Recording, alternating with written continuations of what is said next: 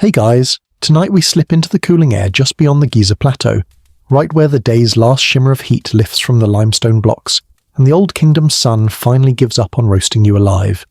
You can almost feel the ground exhale as shadows stretch across the sand, and the pyramids, those enormous silent triangles, stop looking like engineering flexes and start looking like giant nighttime guardians creeping closer with every blink. You probably won't survive this if you're the type who needs total silence to fall asleep, because ancient Egypt never actually shuts up after dark. It just changes key. So, before you get comfortable, take a moment to like the video and subscribe, but only if you genuinely enjoy what I do here, and tell me in the comments where you're watching from and what time it is for you right now. Now, dim the lights, maybe turn on a fan for that soft background hum, and let's ease into tonight's journey together. You trudge through the last streaks of gold as they fade across the desert floor, leaving behind the heavy, buzzing daytime chorus that has followed you all afternoon. The workers shouting, the crack of wooden sledges against stone, the bleating goats, the market haggling. It all begins to dissolve the moment the sun slides behind the plateau. In its place comes something softer, something layered, like a dozen different soundtracks fading in one by one. The first is the wind. It always shows up early. It glides across the sand in long ribbons, brushing your ankles and hissing faintly as it runs over the small dunes, carrying the dusty scent of the day's labour with it.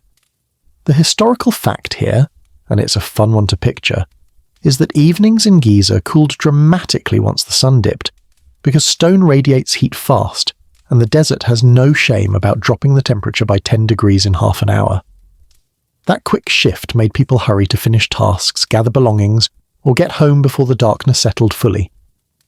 As you move, you can almost hear workers muttering under their breath about the chill while pretending they aren't actually cold because, pride. Somewhere to your left, a young boy clashes two pottery jars together as he helps pack up leftovers from a construction crew's supper. The dull clink echoes briefly before it's swallowed by the wind. And remember how ancient Egyptian meals could be hilariously simple. One quirky tidbit archaeologists love is how often dried fish appears in their remains. Here too you catch the scent, sharp, salty, and unapologetically fishy, floating through the air as families rush to finish their last bites. Mixed with smoke from tiny cooking fires, it becomes its own kind of evening perfume, a perfume you definitely don't want bottled. You step up a small rise, giving yourself a better look at the pyramids standing like dark mountains against the navy sky. Their outlines sharpen as the temperature drops, almost like the cooler air is chiseling their edges for you in real time. If you strain your ears, you hear the faint rhythmic tapping from a watchman's wooden staff on stone somewhere near the causeway. You'll get closer to him later in the night, but for now the taps float gently toward you, marking the changing shift. These taps weren't just dramatic flair, they served as real communication cues, tiny Morse code moments letting nearby guards know someone was awake, alert, and definitely not sleeping on the job. The scholarly debate woven into this moment comes from historians arguing whether the plateau had an official curfew tone, created by shifts changing, drums beating, or horns sounding. Some believe there were regulated sonic signals, others think the coordination was much simpler, more human than ceremonial. The truth is probably somewhere in between, as usual. You keep walking, the sand muffling your steps. Behind you, families from the workers' village call out to each other as doors close, fire pits crackle, and children try to coax just a few more minutes of play out of the dimming world. One toddler shrieks in that very specific tone that every parent anywhere in history recognizes as, "I don't want to go inside." The sound cuts across the desert like an annoyed goose. You can't help smiling as it fades. To your right, a donkey brays, loud, dramatic, like it's auditioning for something. Its voice bounces off the stone blocks stacked nearby. Donkeys were everywhere in ancient Egypt, and honestly, they made sure you never forgot it. A half second later, a second donkey answers from somewhere down the slope, and suddenly you're treated to a duet no one asked for. It's almost ceremonial, like a donkey national anthem echoing across Giza. The bright warmth of sunset continues draining from the sky, revealing the first few stars. The air cools just enough to raise the hairs on your arms. You hear someone striking flint behind a hut up ahead, sparks skittering like tiny insects. A wick catches fire, and the flame brightens enough to show a man adjusting a water jar. The ceramic gives a soft thump against the dirt when he sets it down. These small percussion notes, the everyday household sounds, are the first signs that night has officially taken over. Wind snakes through gaps between stone blocks, producing a low, breathy hum. Not quite music, but not random either. People living near the pyramids would have heard this constantly, the way wind rubbed, whistled, or pulsed against the geometry. Some swore the pyramids spoke that way. Some feared it. Some barely noticed it. One fringe tidbit even suggests that the sounds were interpreted as protective spirits pacing the stone. You hear it now, a slow, almost growling hum curling around the edges of the monument. It's unsettling, sure, but also strangely comforting, like nature is tuning itself around you. You breathe in again, slow and deep. A final set of sounds rises with the stars, the soft clatter of someone rolling up papyrus sheets inside a small scribble tent, the brush of linen garments shifting as neighbours greet each other with half whispers, the steady stomp of a bull returning to its enclosure. All of these layer themselves lightly atop the desert wind. The night has only just begun, and already you're wrapped in its soundtrack, a living mix of people, stone, air, and creatures settling into their roles. You ease down the gentle slope toward the sprawl of workers' homes, where the last blue strip of daylight has vanished completely, and the night begins speaking in its own soft, dusty vocabulary. The mud brick neighbourhood, tucked just southeast of the plateau, feels like it exhales as you approach. Its walls warm from the day, its pathways narrowing into cosy corridors where sound stretches and folds like linen. You step into one such lane, and the evening immediately wraps around you with a mix of clattering bowls, low conversations, and the faint scrape of someone sweeping sand back out their doorway for literally the 10th time today. Sand, as ever, refuses to respect personal boundaries. A historical fact drifts through your mind. At the height of pyramid building seasons, these workers' villages were surprisingly well organised. Small houses lined narrow streets, often arranged in neat rows with communal bakeries, courtyards, and workspaces between them. Despite the modern stereotype that Egypt's labourers were overworked and miserable, many were actually skilled, paid crew members with set shifts, rations, and something resembling a weekly schedule, minus the benefits package and PTO requests, of course. You hear this in the rhythm of their nighttime routine. Not chaos, just the slow unwinding of people who've had a long, physically exhausting day and are now settling into predictable comforts. Voices echo gently between the walls. A woman kneels at her doorway, rinsing a bowl with water sloshed from a jar. Each pour makes a hollow, rounded splash. A pair of men return from the plateau path, their sandals kicking up tiny sprays of grit, and one complains loudly about his back in a tone that suggests he said the same thing every night for 20 years. Their wives answer with almost musical sarcasm. Egypt didn't invent sarcasm, but they certainly perfected its dramatic delivery. You drift deeper into the neighbourhood, where the soundscape grows richer. Somewhere above you, on a flat rooftop, a small group finishes eating. You hear their laughter, clinking bowls, and a single hiccup so forceful it startles a nearby goat. The goat responds with an indignant bleat that echoes down at you like a judgmental aunt. The worker who hiccuped mutters something sheepish, and the rooftop conversation resumes, quieter but still sprinkled with the occasional burst of amusement. One quirky archaeological tidbit slips into your memory. Excavations at workers' villages revealed small gaming pieces, sonnet boards and carved tokens, suggesting people wound down with board games after their shifts. As you round a corner, you hear exactly that. Pieces clicking on wood, someone groaning in defeat, and another gloating quietly. The loser insists the board is cursed, and honestly, he might be right. Boards back then were notoriously uneven, and the desert wind loved nudging them at the worst possible moment. You swear you hear him accuse the wind itself of cheating. You pause at a low doorway where warm light spills into the lane. A family sits around a clay lamp, their shadows quivering across the walls. A child repeats a few clumsy lines from a story his father told earlier, each sentence trailing off into giggles. The father responds with exaggerated corrections and sound effects, little drum taps on a bowl, long whooshing noises through his teeth. The mother kneads dough in a bowl with a thick, sticky rhythm, occasionally thumping it against the rim hard enough to make the lamp flicker. Ordinary sounds, but layered with warmth. Historians still argue whether families near Giza kept small livestock inside their houses at night, or in shared pens beyond the main streets. As if on cue, you hear both possibilities. From the house beside you, there's a soft clatter, something like a chicken fluttering awkwardly against a wall. From farther away, a communal pen erupts with a burst of bleating as someone tries and fails to coax a stubborn goat into settling down. The goat argues, loudly. You can't blame it. Goats have been unionizing since the dawn of civilization, and this one clearly demands improved bedtime conditions. As the night deepens, the cooling air sharpens every sound. A jar lid clinks shut behind you. A woman hums a sleepy melody as she braids her daughter's hair. Someone sneezes with such ferocity that you instinctively murmur, "Bless you," even though they're 4,000 years too early to appreciate the gesture. You wander past a baker's space, silent now, but fragrant with the ghost of grain and yeast. Tomorrow before dawn, this little room will roar back to life. For now, you hear only the soft settling of cooling brick and the flutter of a pigeon nesting above the doorway.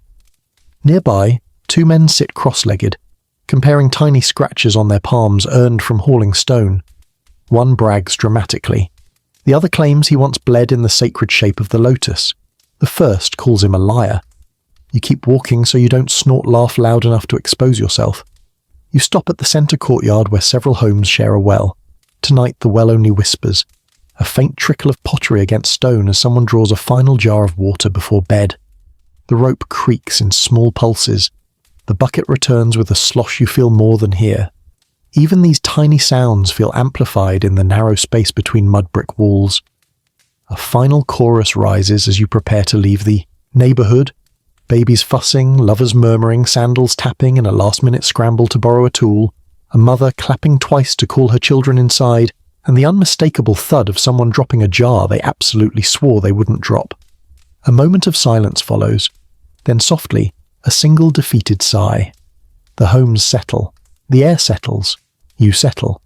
You drift back toward the wider path that leads to the village edge, and from here the sounds shift again, becoming less domestic, less personal, and more like the closing soundtrack of a place that's shutting down its day. The marketplace sits just beyond a small rise, and even though the moon isn't fully out yet, you can already see the shapes of stalls sloping into the darkness like tired shoulders. What was a noisy hive hours ago now sinks into a slow, rattling exhale. You walk toward it with the soft crunch of sand underfoot, and each step seems to push you deeper into the fading echoes of trade. Earlier this place would have been chaos. Sharp haggles, pottery clinking, grain sacks thudding, someone yelling about best prices for fish that definitely didn't sit in the sun too long. Spoiler, it absolutely did. But now, you hear shutters creaking shut in uneven rhythms, like the marketplace is playing percussion with no sense of tempo. A merchant pulls down a reed mat over his stall entrance, and you hear the brittle fibres brush together with a dry rustle. Another merchant stacks amphorae, placing each with practiced care until, naturally, one wobbles dangerously. He swears softly at it, but in an I'm too tired to be truly angry way. A historical fact hums through the scene. Even though we imagine markets as loud daytime affairs, many Egyptian bazaars stretched into early evening, especially during busy seasons. People often slipped in after work to buy bread, oil, herbs, or beer jars for the next morning. So this late-night half-buzz, vendors lingering, neighbours chatting, sleepy haggling, this is normal. You hear it now in the last pockets of conversation drifting from stall to stall. Voices rise and fall, punctuated by the soft thud of goods being tucked away. Someone laughs, a short burst, and then immediately stifles it like they remembered everyone's tired. You move closer, where pottery sellers stand on tiptoe to reach shelves, causing clusters of bowls to chime faintly. This delicate sound echoes beautifully in the still air. It's almost musical, though definitely accidental. The seller whispers something like a prayer that none of the bowls decide to leap to their death. You resist the urge to whisper same in solidarity. One quirky tidbit pops into your mind. Archaeologists found evidence of makeshift food stalls near construction areas, sort of ancient Egyptian food trucks minus the wheels and branding. Tonight, one such stall packs up near you. The grill still smokes faintly, sending up a scent of charred onions and tender meat, remnants that linger long after the stall goes dark. The vendor coughs once from the leftover smoke, then bangs his pan a little too loudly against a jar. The clang startles a cat, which launches itself from the shadows like a missile, knocking over a basket. Both the cat and the vendor blame each other audibly, and you have no idea who's right. You weave between the nearly empty aisles, listening to the marketplace's heartbeat slow. Somewhere behind a row of shuttered stalls, a man complains that someone tried to underpay him with chipped beads earlier, and that people have no shame these days. The person he's talking to responds with a grunt so non-committal it may not even be human. Could be a tired camel for all you know. Another pair of merchants offload leftover produce quietly, the soft thunk of vegetables meeting baskets forming a gentle rhythm. Historians still argue whether marketplaces had official regulations at night, whether guards enforced closing hours, or if vendors simply kept going until foot traffic died down. Some scholars say there were strict rules to prevent theft or nighttime mischief, while others believe markets were more fluid, shaped by local custom. As if to prove the debate in real time, you watch a vendor slip a few jars under a cloth and leave them unattended as he runs to borrow rope, while another stalls actual departure because he doesn't trust anyone within a 5-stall radius. Both attitudes coexist in the same dim street. A man hauling a crate passes you, grunting under its weight. The crate scrapes against a wooden beam, producing a low, complaining squeal. He mutters something that probably translates to "not today, please," and adjusts his grip. A few heartbeats later, a different worker drops his bundle entirely. One loud crash, followed by muttered panic, followed by the soft flutter of escaping straw. Miraculously, nothing breaks. You hear a relieved laugh, the kind that comes from a man who's just avoided a long explanation to his foreman tomorrow. You stop near a spice seller's stall already shuttered but still fragrant. A stray breeze stirs the air, carrying hints of cumin, coriander, and dried mint. And hidden among them, a tiny sting of pepper so sharp it sneaks up your nose and makes your eyes water. You sniff once, quietly, like you can pretend it didn't happen. But a woman folding baskets nearby glances over and smirks knowingly. Congratulations, you've been defeated by ancient pepper.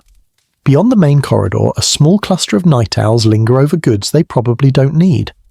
You hear them debating the quality of linen, tugging at fabric with fingers that make a soft shk-shk as they test its weave.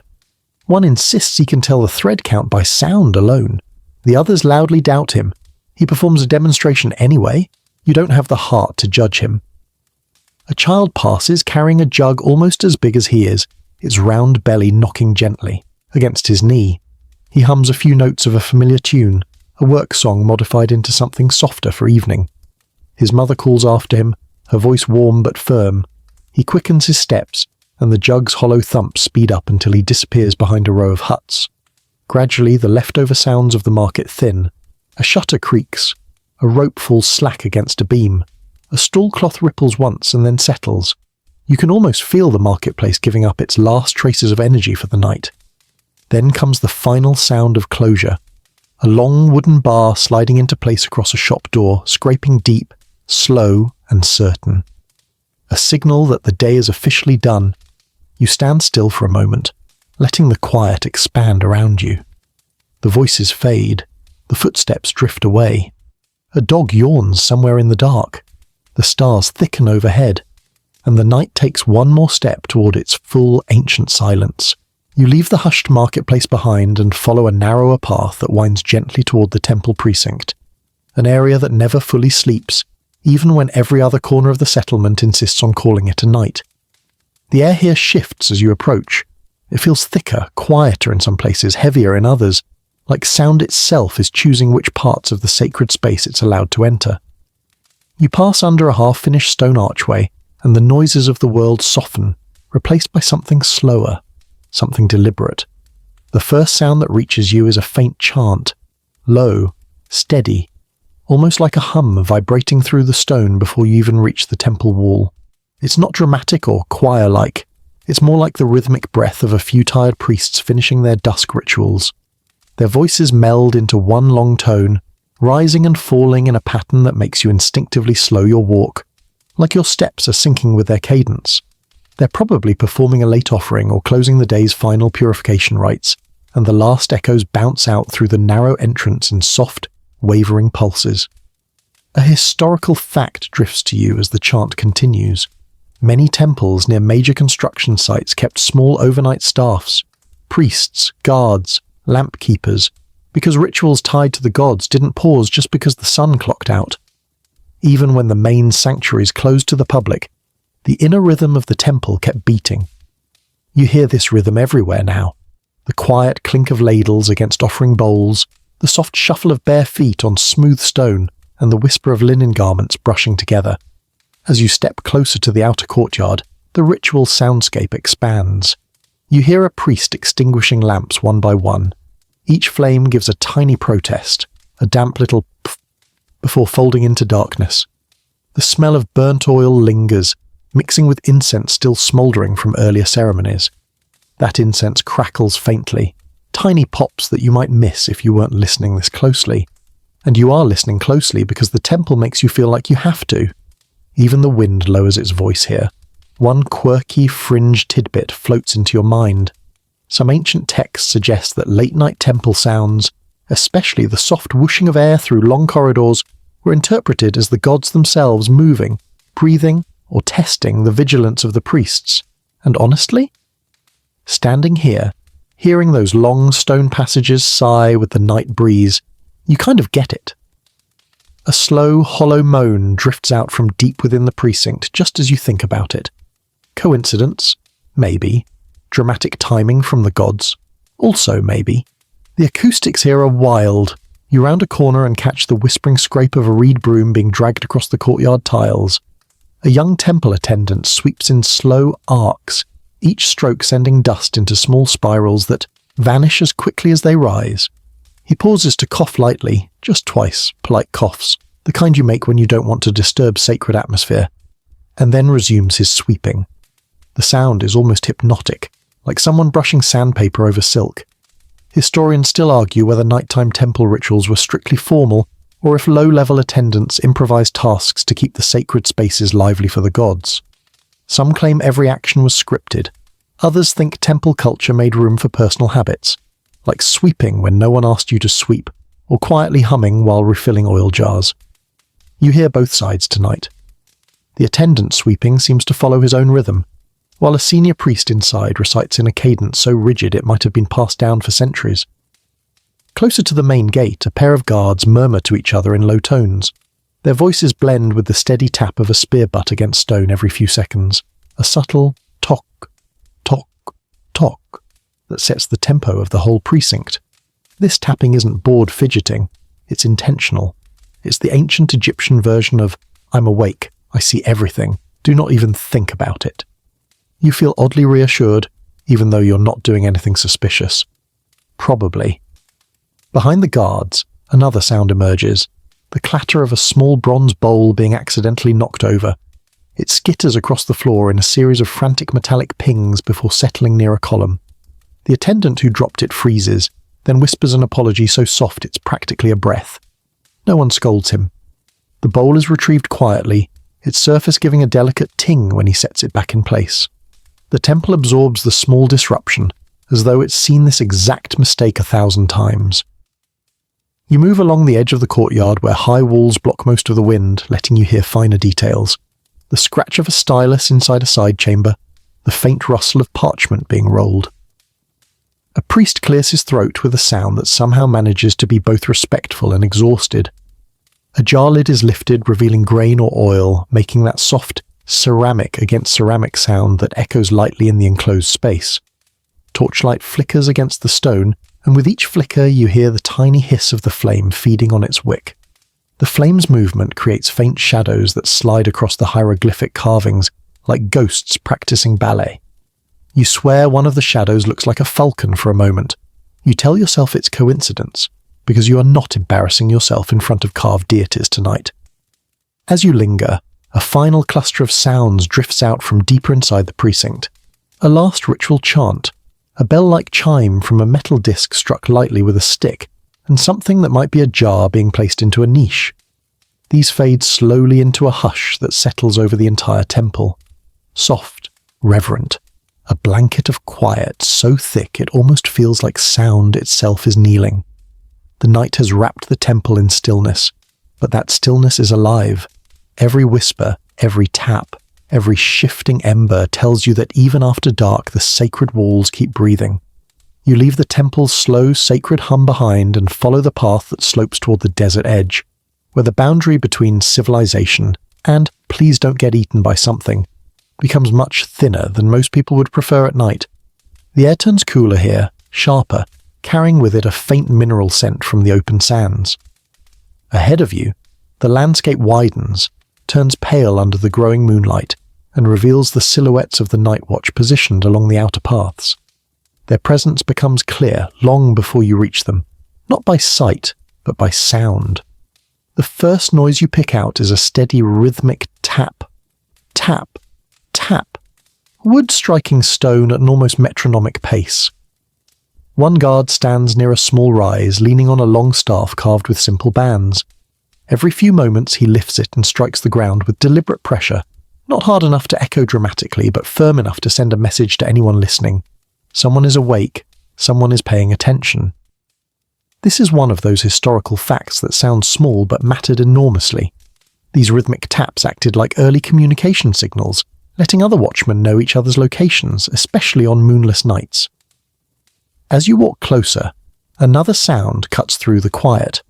A low whistle, 2 short notes, soft enough not to disturb the settlements but clear enough for another guard to answer from somewhere farther along the edge. It's not a tune, just a signal. You hear the reply almost immediately, a single long whistle from across the dunes. You picture the guards nodding to themselves in the dark, satisfied that the chain is intact. It's the ancient Egyptian version of checking the group chat, but with fewer emojis and more risk of jackal encounters.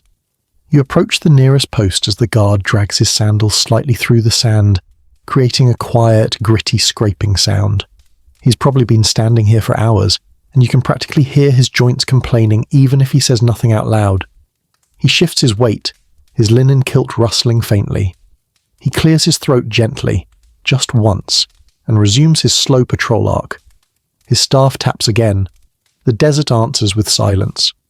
One quirky detail you remember is that some guards were said to carry slings or throwing sticks during night shifts, not because they expected dramatic battles, but because small creatures like to get overly curious about torches and supply bags. As if summoned by that thought, you hear a sudden skitter in the sand. Fast, light, eager. The guard stiffens. You stiffen. Something pauses near a stone block. Then, with the enthusiasm of a creature that knows it owns the night, a desert rodent darts out, snags a crumb near a dropped ration, and sprints into the dark.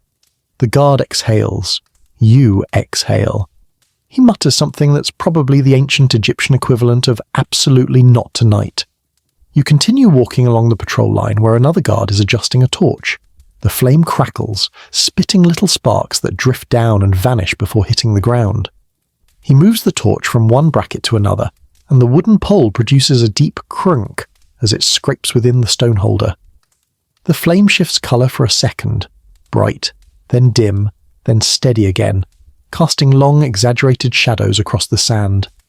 Historians still argue whether these night patrols were strictly military, purely civic, or part of religious obligation tied to guarding sacred grounds. Some believe the guards were elite, trained, and well organised. Others think a portion were simply locals rotating through night duty to earn extra rations. Listening to them tonight, their voices low, their movements practiced but not ceremonious, you start to suspect the truth, as usual, lies between the extremes. They feel both official and human, both disciplined and mildly annoyed to be awake.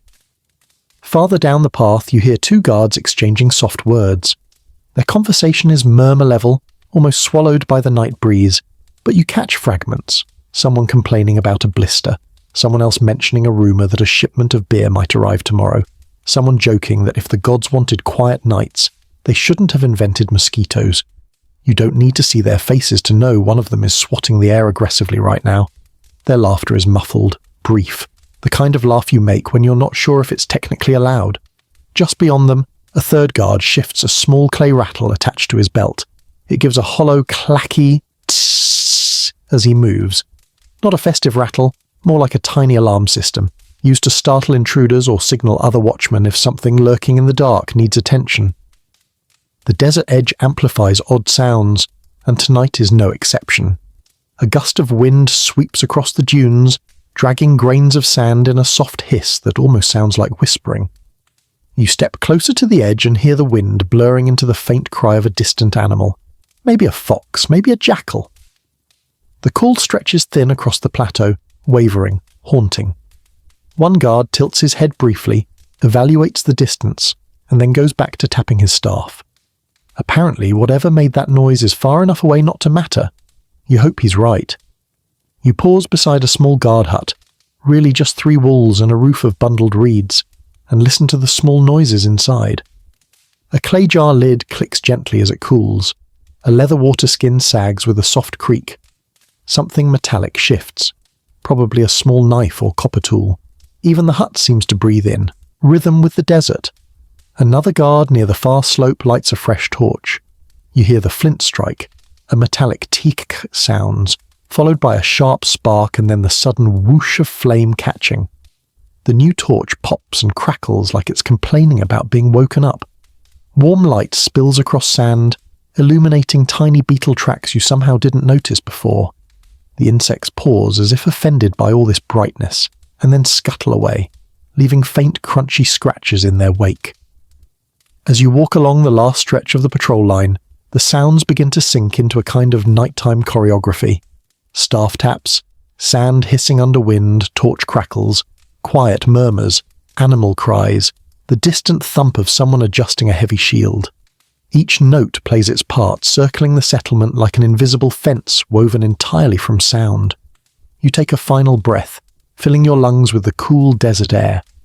The guards continue their rounds, steady and patient, their footsteps a soft rhythm, fading and returning as they move in and out of the moonlight. The village sleeps behind you, the desert watches in front of you, and the night hums along the boundary, never silent, never still, always listening. You leave the guards behind and angle back toward the faint glow of village lamps, moving along a path where the desert meets the edges of daily life. Here, the night develops its own chorus, one that isn't sung by people or stone, but by animals who take the late hours as their invitation to shine. It starts subtly, a soft rustle in the brush, a low grunt from a donkey, the muffled shuffle of hooves somewhere ahead. The closer you walk, the more the creatures of this ancient world step into the soundscape like they've been waiting for their cue all evening. First to greet you, because of course they are the donkeys.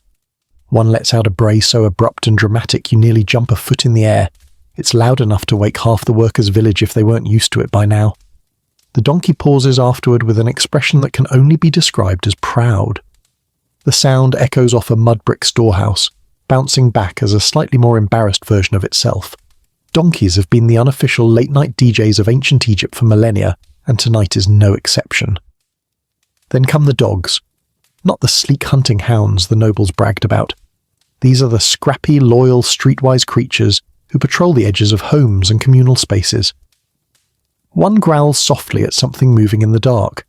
Another barks once sharply, then falls into a low half whine, as if reconsidering whether the thing in the dark is actually worth the effort. The sounds overlap in a kind of gritty lullaby, tense at first, but settling as the dogs make their nightly rounds. A historical fact floats in. In many settlements near large work sites, dogs acted as informal guardians, often more reliable than some human watchmen. They knew every scent, every stranger, every "that moved and I don't like it" moment. You hear this instinct sharpen now as a pair of dogs trot past, nails clicking lightly on packed earth, snouts lifted to smell the air. They huff, sniff, decide everything is fine and continue on their canine business. From a pen to your right, a cow shifts heavily, her hoof scraping against the dirt with a deep, earthy thud. She exhales in a long, slow snort that missed faintly in the cool night. Someone clearly forgot to close the feed trough properly, because you hear a gentle, rhythmic clinking as she nudges it, hoping for a late-night snack. A calf curled nearby lets out a soft, questioning "mmm," just loud enough to be adorable and just quiet enough not to wake the entire neighbourhood. The mother answers with a low rumble that vibrates through the fence posts, and then, unmistakably, a goose. One single goose. A creature that seems to believe nightfall exists solely for testing how loud it can be without getting scolded. It honks once, bright, piercing, full of purpose. Then again, louder, as if proclaiming its supremacy over the universe. Temple geese were common sacred animals, and even the non-sacred ones behaved like they owned the place. This particular goose appears to be giving a full sermon. Another goose answers, producing a duet that absolutely no one requested. You chuckle under your breath. It's either that or cry. A quirky tidbit comes to mind. Ancient Egyptians sometimes used geese as alarm systems, not even joking. Their tendency to honk at absolutely everything made them the perfect early warning units. As you listen tonight, you realize why. A goose honks at the wind, a goose honks at a beetle, a goose honks because another goose honked. It's a feedback loop of pure poultry chaos. Beyond the pens, the night deepens and new voices enter the chorus. Somewhere out in the desert, a fox barks, a short, sharp sound that cuts through the air like flint striking metal. It's distant but clear. One of the dogs hears it immediately and perks up, giving a stern boof in return, which is canine for "I heard that, don't come over here." The fox doesn't respond. The dog seems satisfied. Historians still argue whether jackals roamed close to Giza's workers' villages at night, or whether the animals kept a respectful distance from human scent and torchlight. Archaeological evidence points both ways, but tonight you hear something, soft, eerie, stretched thin across the wind. A distant yip, then another. First to the east, then to the north. Not threatening, just present. Wild. The night's reminder that this world isn't only human. Above you, wings flutter. A pair of night birds take flight from a low roof, beating the air in rapid, slight flaps. Their feathers rustle like papyrus leaves being shuffled. One lets out a high-pitched chirp, then glides silently into the darkness beyond the path. The other lands on a wooden beam and clicks its beak twice, a delicate, precise sound that almost feels mechanical. Birds, too, refuse to sleep when the mood doesn't suit them. Then the soft, hypnotic buzzing begins. A cluster of insects rises from a patch of vegetation. You hear the faint hum as they gather around the warm glow of a nearby lamp. The lamp hums back, fueled by its flickering flame. You swat lazily at a mosquito and immediately regret missing. It circles you like a tiny, confident fighter pilot. You're halfway through this nocturnal choir when you catch the sound of something unexpected. A camel's low, rumbling groan from somewhere near the work camp. It's a deep, gurgling noise that, if you didn't know better, might sound like someone trying to summon a demon with their throat. Camels have always had strong opinions, and they share them loudly. This one sounds mildly outraged, possibly because it's lying down on a rock it didn't see. In the distance, one last animal joins the soundscape, a frog croaking from an irrigation ditch, its voice thick and rhythmic. Then another joins, and another. Soon, a tiny amphibian chorus pulses through the night, soft but steady, like the Nile sending you a whisper from afar. You stand there, quietly absorbing all of it. The honks, the brays, the snorts, the yips, the flutters, the hums. The ancient nighttime isn't silent. It isn't even close. It's alive in every direction. And somehow, strangely, beautifully, comforting. You drift toward the darker stretch of land where the village boundaries thin and the desert opens wide again. But this time your destination isn't the guards or the animals. It's the monuments themselves.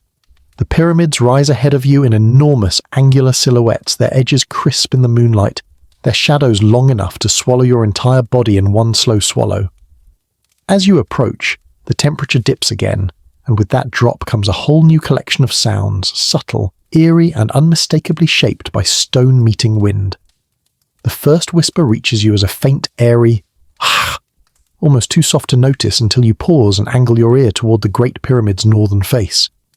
The limestone blocks, stacked with laser-like precision, create tiny channels and corners where the desert breeze slips through, compresses and escapes in gentle murmurs.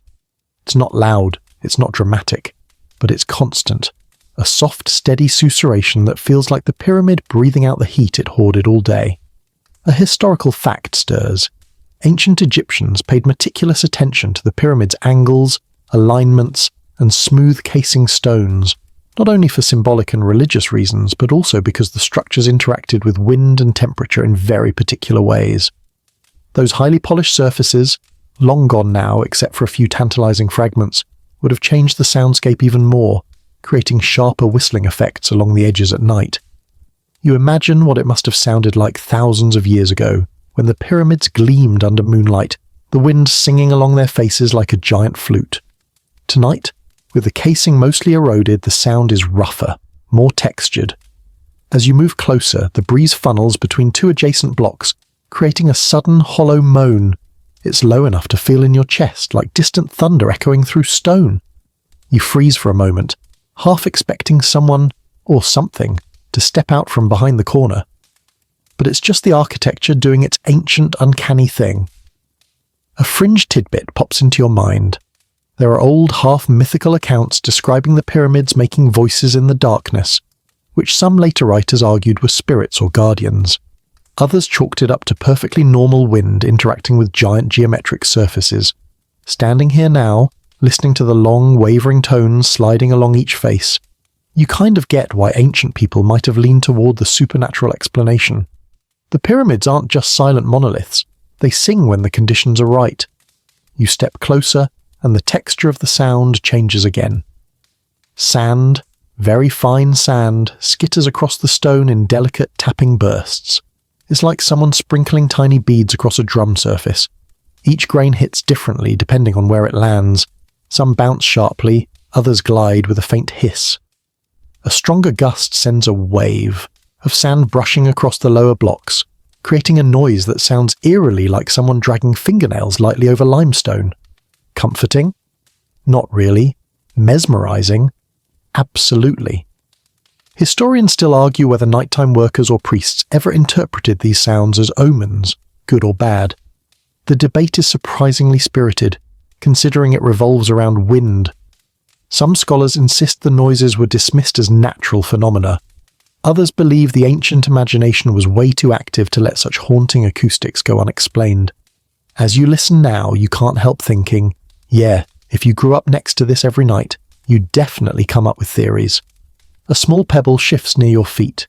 You jump slightly, only to realize it's just old stone settling as the temperature drops.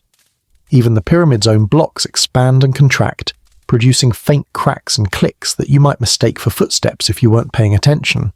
One particularly sharp tock echoes against a corner, startling a bird perched nearby. The bird flaps away with a disgruntled squawk and dives into the darkness. The closer you get, the more layered the soundscape becomes. You hear wind whistling past the monument's higher reaches, creating thin, almost flute-like notes. You hear the deep moan from the middle tiers where narrow crevices hold on to warmth. You hear the faint gravelly rub of stones shifting against each other. Nothing dramatic, just tiny ancient adjustments, in a structure that has been adjusting for thousands of nights just like this one. You tilt your head back to look up the face of the pyramid. The angle plays tricks on your ears. Sounds from the ground echo upward, bounce weirdly, and return to you warped, like the stone is mimicking your movements. You shuffle your foot experimentally. The crunch echoes back a half-second later, but from above you, not below. For a moment, it feels like you're standing inside the world's largest acoustic puzzle. A faint scraping noise emerges behind you. You spin gently. No sudden movements. You're trying to stay dignified. And see a worker moving a wooden sled. He's part of a small night shift crew gathering leftover tools. The sled drags across packed earth with a long, gritty friction sound, like sandpaper being pulled across a table. The noise seems to curl around the pyramid, echoing oddly. The worker mutters something about this cursed thing always sounding haunted at night, and you try not to laugh too loudly. Another gust rolls in, lifting a trickle of sand that patters delicately against the stone face. The wind carries the sound upward, making it fade and reappear like whispering voices. It's atmospheric, maybe a little spooky, definitely unforgettable. As you place your hand on one of the lower blocks, you feel the faint vibration of the wind humming through its edges. The stone is cool, steady, impossibly calm despite the constant shifting tones, swirling around it. In that moment you realize something. The pyramids are not silent giants.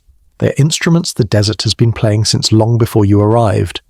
The night deepens, the wind sings, the stone answers, and you stand there listening to the ancient conversation. You follow the faint glow of a distant torch toward an area that feels more alive than the rest of the plateau. While the workers' homes have fallen quiet and the priests have retreated into their chambers, one group hasn't even considered sleeping yet. Night labour crews. You can hear them before you see them. A low clatter of wooden tools, a soft thump of footsteps on packed earth, and the unmistakable slosh of heavy jars being carried from one cluster of workers to another.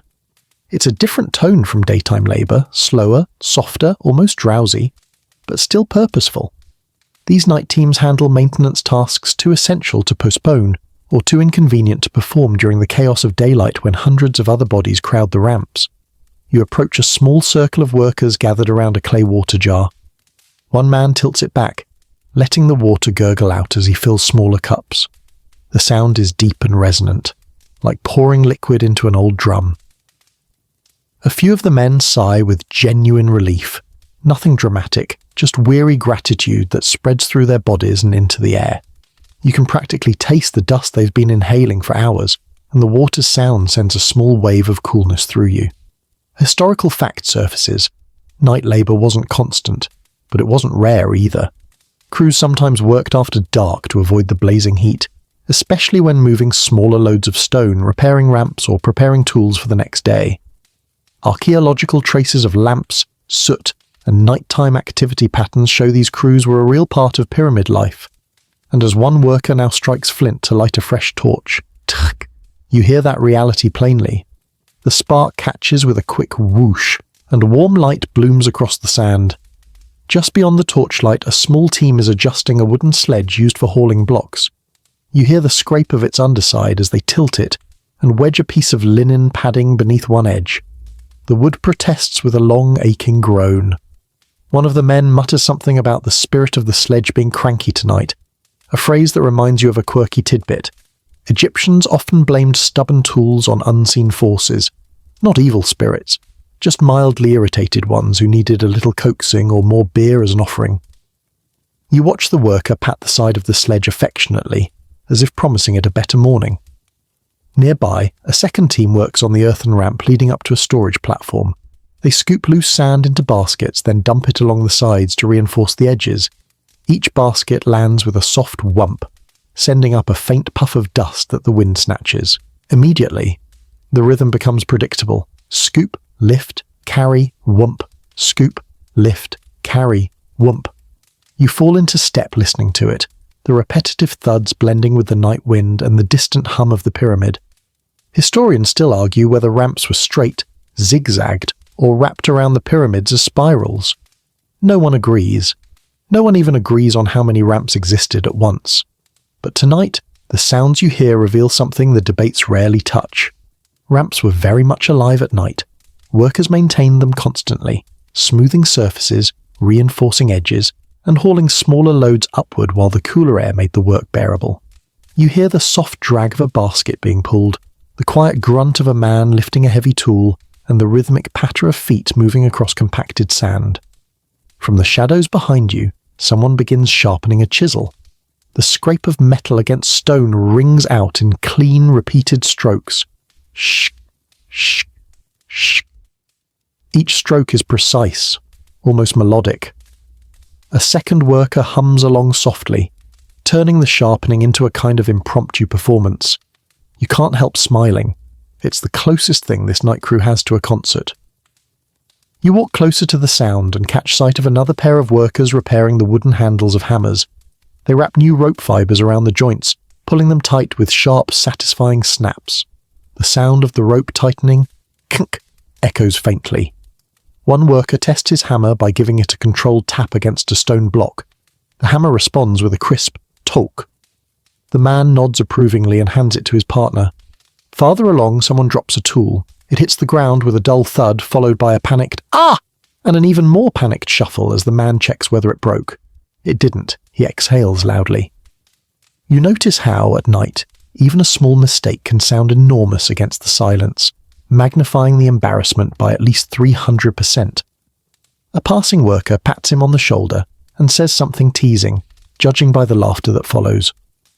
You turn your attention toward a group hauling water jars up a ramp to refill the basins used in softening ropes and lubricating sledge tracks. The jars knock against each other with muted clinks, heavy, ceramic, earthy. The workers move slowly, conserving energy, their sandals brushing the sand with a soft grit, grit, grit. One man whistles a simple tune, the notes floating like loose feathers across the night. Another joins him in harmony. The quiet, makeshift melody blends with the earthy sounds of labour, creating a sleepy soundtrack that wraps around the whole crew. A camel, tethered nearby, shifts its weight and makes a bizarre, bubbling groan. Everyone freezes for a moment, not out of fear, but because camels always sound like they're about to confess an ancient secret. When the camel settles, the workers breathe out in unison. One mutters a joke about the camel warning us of ghosts, and you can practically feel the collective eye roll from his teammates. In the distance, you hear a team rolling a small drum of stone chips across the ground. The drum rattles with a gritty "grrrk" as it moves, leaving a narrow trail behind. They empty the chips into a pit with a cascade-like rush that sounds like someone pouring dry grain. Sand and stone fall in a steady, shimmering hiss before settling into silence. As you continue to walk among them, you pick up the soft conversations between workers, talk about families, food rations, who snores the loudest in their sleeping quarters. One man claims he saw a shooting star earlier. Another insists it was probably just a beetle flying close to the torch. The debate is spirited. The confidence levels are absolutely undeserved. It's perfect. A distant owl hoots, and several workers pause to listen. Someone knocks twice on wood, muttering something you can't catch. Maybe superstition, maybe just habit. Many believed owls carried messages, omens, warnings, or gossip depending on who you asked. Tonight the owl seems more interested in mice than mysticism, but the workers treat its call with respect anyway. The night labour crews move like a single organism, slow but steady, tired but rhythmic, quiet but never silent. Each sound they make blends into the next, tools clinking, ropes tightening, water sloshing, footsteps shifting, workers murmuring, sand brushing. All of it composes a working lullaby sung to the moon and the pyramids.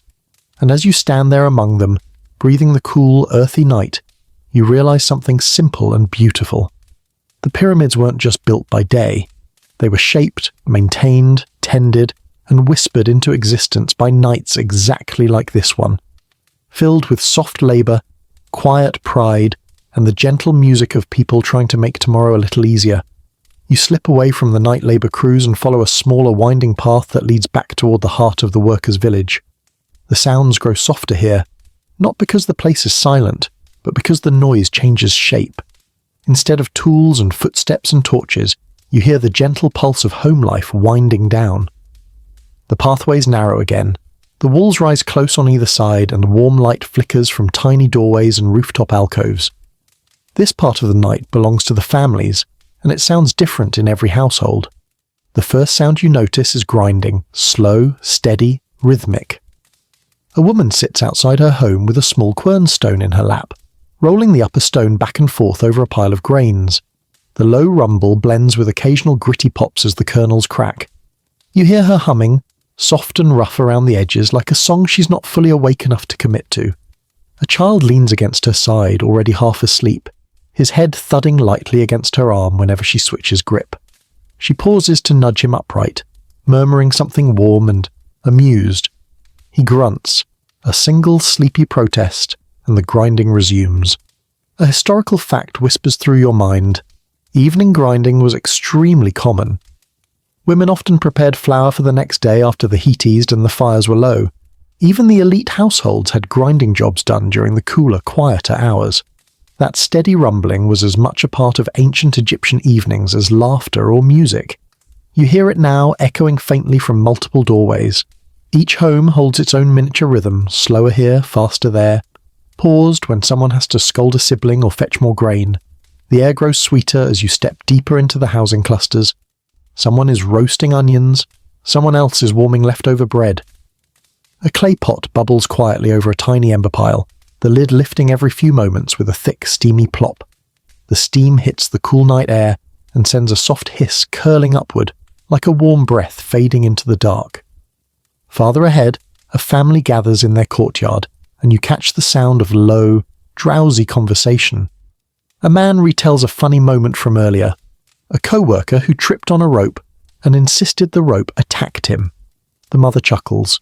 The grandmother gives a snort laugh so strong that the small jar beside her rattles. The man continues the story with dramatic flair, acting out the fall so vigorously that he knocks over a wicker basket. His family laughs harder. Even the baby in the corner gives a confused, delighted squeak. A quirky tidbit comes to mind. Archaeologists found evidence that workers' families often raised chickens, dogs, and even pigeons right inside or beside homes. And right on cue, you hear a flurry of wings above you as a pigeon hops across a rooftop, knocking tiny pebbles down onto the alley. One pebble lands beside you with a soft tick. The pigeon coos smugly, as if it meant to do that. Meanwhile, a chicken shuffles behind someone's doorway, feathers brushing the woven door screen with little shuff-shuff noises.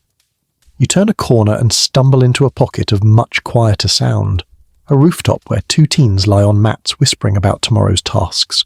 One is bragging about how quickly he can carry water jugs. The other insists he's faster. Their whispers float upward, thin and earnest, before dissolving into the night breeze. A jar perched beside them cools, giving off tiny clicks as the clay contracts. Those little clay pops punctuate their whispered bragging like nature itself is judging their confidence. Then from a home nearby, a sudden unmistakable argument erupts between siblings. It starts small, a whiny no, followed by a sharp yes, followed by a dramatic ma, which echoes down the alley like a theatrical performance. The mother responds with a firm clap of her hands, and instantly the kids fall silent. The silence lasts 3 seconds. Then the argument resumes in a quieter, more conspiratorial tone. You grin. Civilization may change, but siblings do not. Historians still argue whether families slept mostly indoors or on rooftops, depending on the season. Nights like this make it clear why there's a debate. Some rooftops host gentle conversations and sleeping mats. Others host jars cooling in the night air. Some families gather inside with lamps glowing. Others prefer the open darkness and breeze. You hear all versions tonight. A mother singing inside, a father sharpening a small knife outside, children whispering on roofs, a grandmother settling straw mats with a gentle F-womp. A man walks past you carrying a small clay jug. The faint slosh tells you it's filled with beer or water. His sandals scuff the earth softly, leaving a dry rhythmic trail behind him. A moment later, another sound joins the night. The whir of a spindle as a woman spins thread just outside her door. The spindle drops and twirls, its wooden tip tapping lightly against the stone floor before she catches it and lets it spin again. Tap, spin, tap, spin. A lullaby made of wood and fibre. You pass a group of children who are absolutely, definitely supposed to be asleep by now. They giggle in a huddle near the wall, whispering stories about the scarab beetle they found earlier. One imitates the beetle's frantic leg movements. The others gasp dramatically. Their laughter is breathy, quick, infectious. When they spot you, they pretend to be statue still, holding their breath with the seriousness of spies. You keep walking, pretending not to notice, and the moment you turn the corner, their giggles explode again. Farther ahead, a tired father sits alone, carving a small wooden toy by lamplight. The scraping sound of his blade against the wood is soft but steady. Shrup, shrup, shrup. Each curl of wood falls with a faint flutter. He tests the toy, twists it in his hand, and nods, satisfied. He sets it down with a quiet clack. Tomorrow, a child will wake to something new. A donkey brays suddenly from a backyard, startling a dog who barks once in protest. The donkey responds with indignation. The dog mutters a grumble. Somewhere, a rooster, wildly confused about time, lets out a half crow before someone shushes it with a sleepy groan. The village breathes its own rhythm now, warm, cluttered, cozy, imperfect, human. Every courtyard adds its little piece, a lullaby drifting from one doorway, a spoon tapping against a pot from another, a sigh from someone settling onto a mat. Each sound layers with the next until the whole neighborhood feels like it's humming a soft ancient lullaby just for you. And as you walk through it, quiet, unseen, surrounded by these tiny domestic notes, you feel the night settle deeper around you, filled with the heartbeat of families who lived, laughed, worked, and slept in the shadow of the pyramids. You slip out of the narrow family lanes and follow a path that slopes gently toward the faint glimmer of the Nile. Even though the river lies a fair distance from the plateau, its soundscape reaches you long before you see it. The air changes first, cooler, wetter, carrying the soft mineral scent of running water. Then the sounds arrive.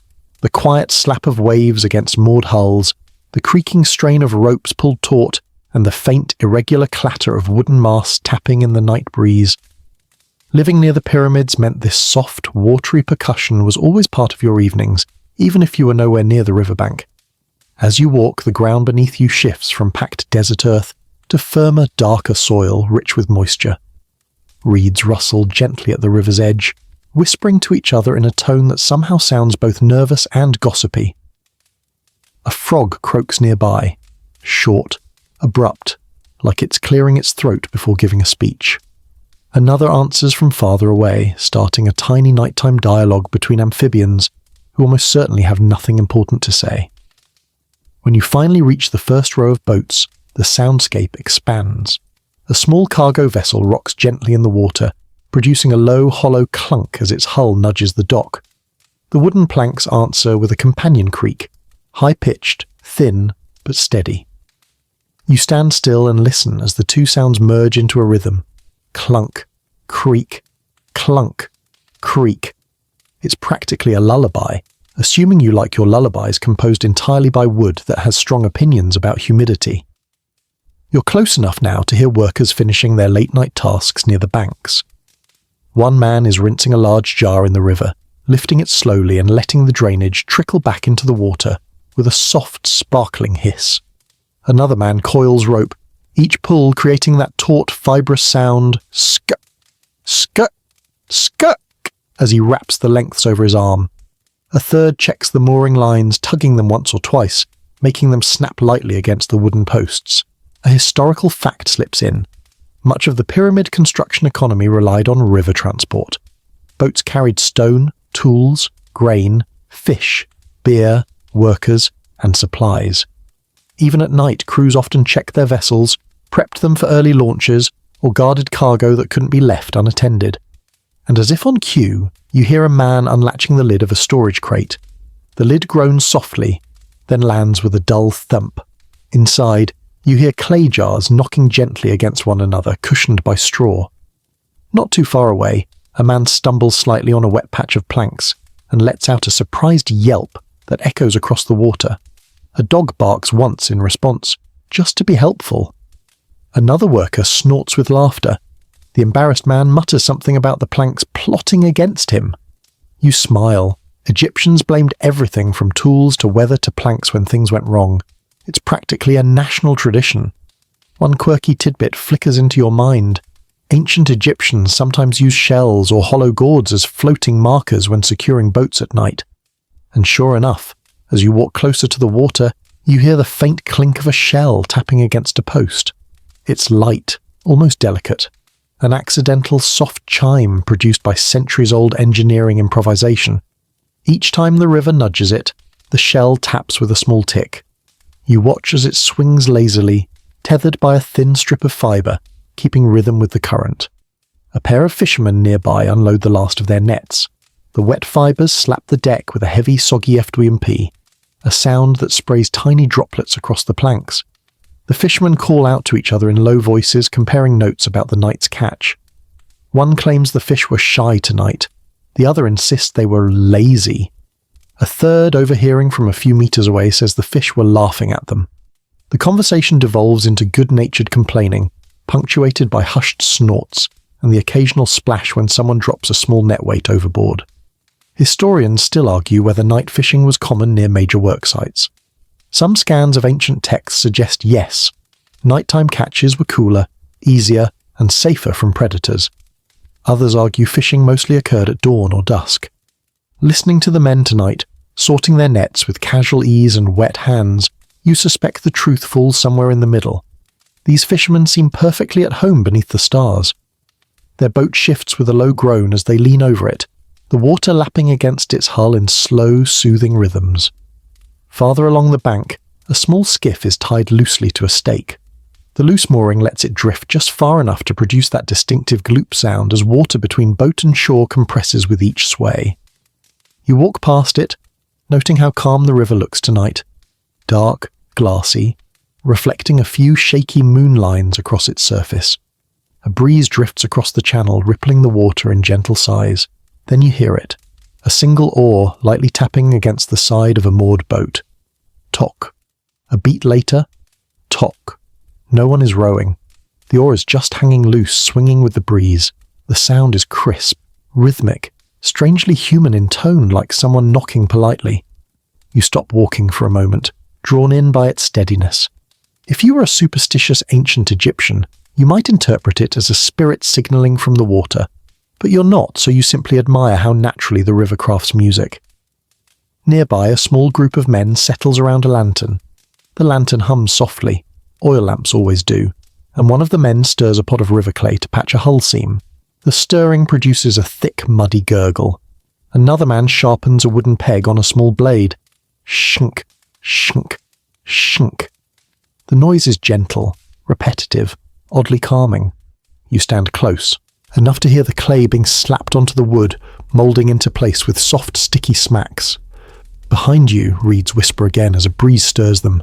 A distant bird calls, a quick, sharp chirp, and then silence returns. A frog leaps, landing in the water with a tiny splash. Nearby, a worker yawns loudly, the kind of yawn that turns into a groan halfway through. His friend teases him for sounding like an ox. He responds with, "Then you must be the ox's mother."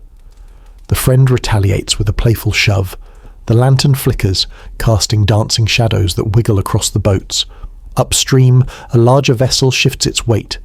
You hear ropes strain, planks creak, and the water slap rhythmically against its side. Something metallic inside the boat shifts with a small clatter. The boat settles again. The sounds breathe with the river. You take a slow breath and let the entire orchestra surround you.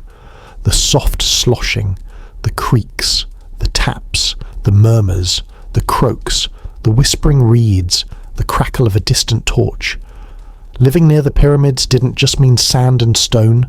It meant sharing your nights with the Nile, its boats, its creatures, its workers, and its delicate, watery music. The river never slept, and neither entirely did its sounds. You leave the riverbank behind, letting its watery murmurs fade into the distance, and walk back toward the edge of the workers' district where a different sort of nighttime energy stirs.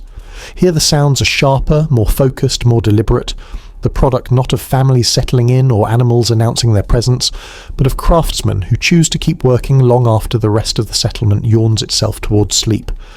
These artisans, potters, woodworkers, brewers, carvers, don't need daylight to do their jobs. They need concentration, steady hands, warm lamps, and just enough quiet to hear their materials speak. The first of them you encounter is a potter, crouched beside a small turning wheel lit by a flickering oil lamp. You hear the soft, sticky swirl of wet clay as his hands shape it. Shak, shak, shak. Each motion sends faint squelches into the night, the clay responding like a living thing being coaxed into its new form. His foot taps the wheel rhythmically, producing a muted thump-thump-thump that forms a steady beat beneath the shaping sounds. The potter occasionally hums under his breath, a tune with no real pattern, just something to keep himself awake and calm. A historical fact catches your attention. Ancient Egyptian pottery wasn't only made in big workshops. Many small-scale craftsmen worked from home or in tiny street-side alcoves, especially at night when temperatures were cooler and household fires could double as kilns. You hear that truth now as a woman at a nearby stall flips a clay lid, tapping it lightly to test dryness. The tap echoes sharply. "Talk!" indicating the piece is almost ready. She smiles to herself and sets it aside. A few steps away, a carpenter works on a plank of sycamore. His blade rasps across the wood in long, even strokes. Shh, shh, shh, shedding narrow curls that fall with soft, papery flutters. He pauses periodically to wipe sweat from his forehead despite the cool air, then resumes carving a dovetail joint with careful precision. Each time he tests the fit, the wood gives a tiny click, barely audible but deeply satisfying. He nods to himself, clearly pleased, then mutters a soft prayer to keep the wood from warping overnight. You can't blame him. Wood in Egypt had a mind of its own. From deeper in the cluster of workspaces, you catch the clink of ceramic vessels. You follow the sound and find a brewer transferring fermenting beer from one jar to another. The liquid glugs thickly, releasing bubbles that pop with tiny, cheerful blips. The brewer leans close, sniffing, then swirls the mixture with a wooden paddle, producing a low, syrupy swirl. He laughs quietly to himself. Apparently the fermentation smells exactly right. A fringed tidbit surfaces. Some Old Kingdom beer brews were so thick they had to be sucked through reeds to avoid drinking solids. Listening to this bubbling jar, you suddenly understand why reeds were non-negotiable. Next to the brewer, a toolmaker sharpens copper blades on a flat stone slab. The rhythmic scrape of metal on stone rings out. Zick, zick, zick. A crisp, cutting sound that slices through the softer noises around it. Sparks occasionally jump, each one making a tiny sk as it hits the stone base. He pauses between strokes to check the edge with his thumb, nodding silently each time. You watch him work and realize this sound, sharpening metal, is one of the oldest nighttime noises humanity has ever heard. Historians still argue whether these late-night craftsmen worked out of necessity or preference. Some say nighttime work supported the daily needs of massive labor crews. Others suggest many artisans simply preferred the quiet, the cooler temperatures, or the lack of nosy supervisors hovering over their shoulders. Listening now, the answer seems obvious. The night is peaceful, patient, gentle, perfect for slow, methodical work. A lampmaker sits cross-legged nearby, shaping new wicks by twisting fibres together. The fibres rub softly, woof, woof, woof, as he winds them. When he tests them in small clay lamps, the oil flames crackle faintly, sending warm light across his tools. One lamp pops unexpectedly, making him jump and mutter a complaint at the flame. The flame, unmoved, continues burning. Lamps have attitudes, you realize. Not far from him, a beadworker sorts through trays filled with tiny stones. You hear the delicate tinkling of beads clattering together, tick, tick, tick, tick, as she separates them by colour and size. Occasionally she drops one, producing a single guilty plink. Each time she sighs dramatically. You understand her pain. Losing a bead is like dropping a grain of sand into the universe. Good luck ever finding it again. From another corner, a sculptor chips away at a small limestone figurine. The chisel taps, tuck, tuck, tuck, are slow and measured, spaced evenly apart like beats on a sleepy metronome. The stone responds with soft crunches, sending tiny fragments scattering across the work mat. The sculptor brushes away dust periodically, and the brush makes a faint whisking sound that disappears into the wind. A wooden door creaks open behind you. A young apprentice steps out carrying tools, yawning so wide it sounds like a lion stretching. He sets down a basket of chisels with a clatter that earns him a harsh whisper from inside. The apprentice whispers back, even louder. His master groans. You stifle a laugh and keep walking. A few artisans chat quietly as they work. One complains that his fingers are cold. Another insists his lamp is possessed because the flame keeps leaning left. A third swears he heard the pyramid singing earlier. The others murmur agreement. They've all heard it before. The conversation fades into murmurs, replaced by the soft tapping of someone cracking dried mud off a discarded mould. A dog wanders through the workspace cluster, nails clicking lightly on stone. It sniffs a wood pile, finds nothing interesting and moves on.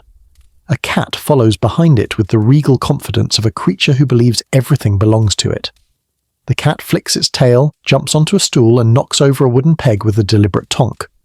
The carpenter sighs but lets it stay. Some battles aren't worth fighting. You inhale deeply. The air here smells different. Wood shavings, warm clay, fermenting grain, burning oil, dusted stone. A comforting blend of human effort and nighttime patience. You listen again to the collective sound. Shh, shh, tack, tack, tack, tick, tick, zick, zick, zick. FWP. Fizz, bubble, crackle. It's surprisingly soothing, like hundreds of tiny hands weaving the fabric of tomorrow. And as you leave this cluster of artisans, the sounds trail behind you. Soft, steady, meaningful. Proof that even at night, the heart of the village keeps working quietly, shaping another piece of the world. You drift away from the soft clatter of craftsmen and move toward the outer edge of the settlement again, following a thin path that leads between low walls and stacked reed baskets. The night has deepened, but instead of growing quieter, the air suddenly feels fuller, like sound is travelling from farther distances now that the immediate bustle has calmed. You pause for a moment, and that's when you hear it. Faint drums, Not close, not sharp, just distant enough to feel like they're floating on the breeze. You step forward, narrowing your eyes as if that somehow helps your ears, and the rhythm becomes clearer. Slow, steady beats, each separated by wide, thoughtful stretches of silence. Someone, somewhere beyond the fields and desert edge, is celebrating.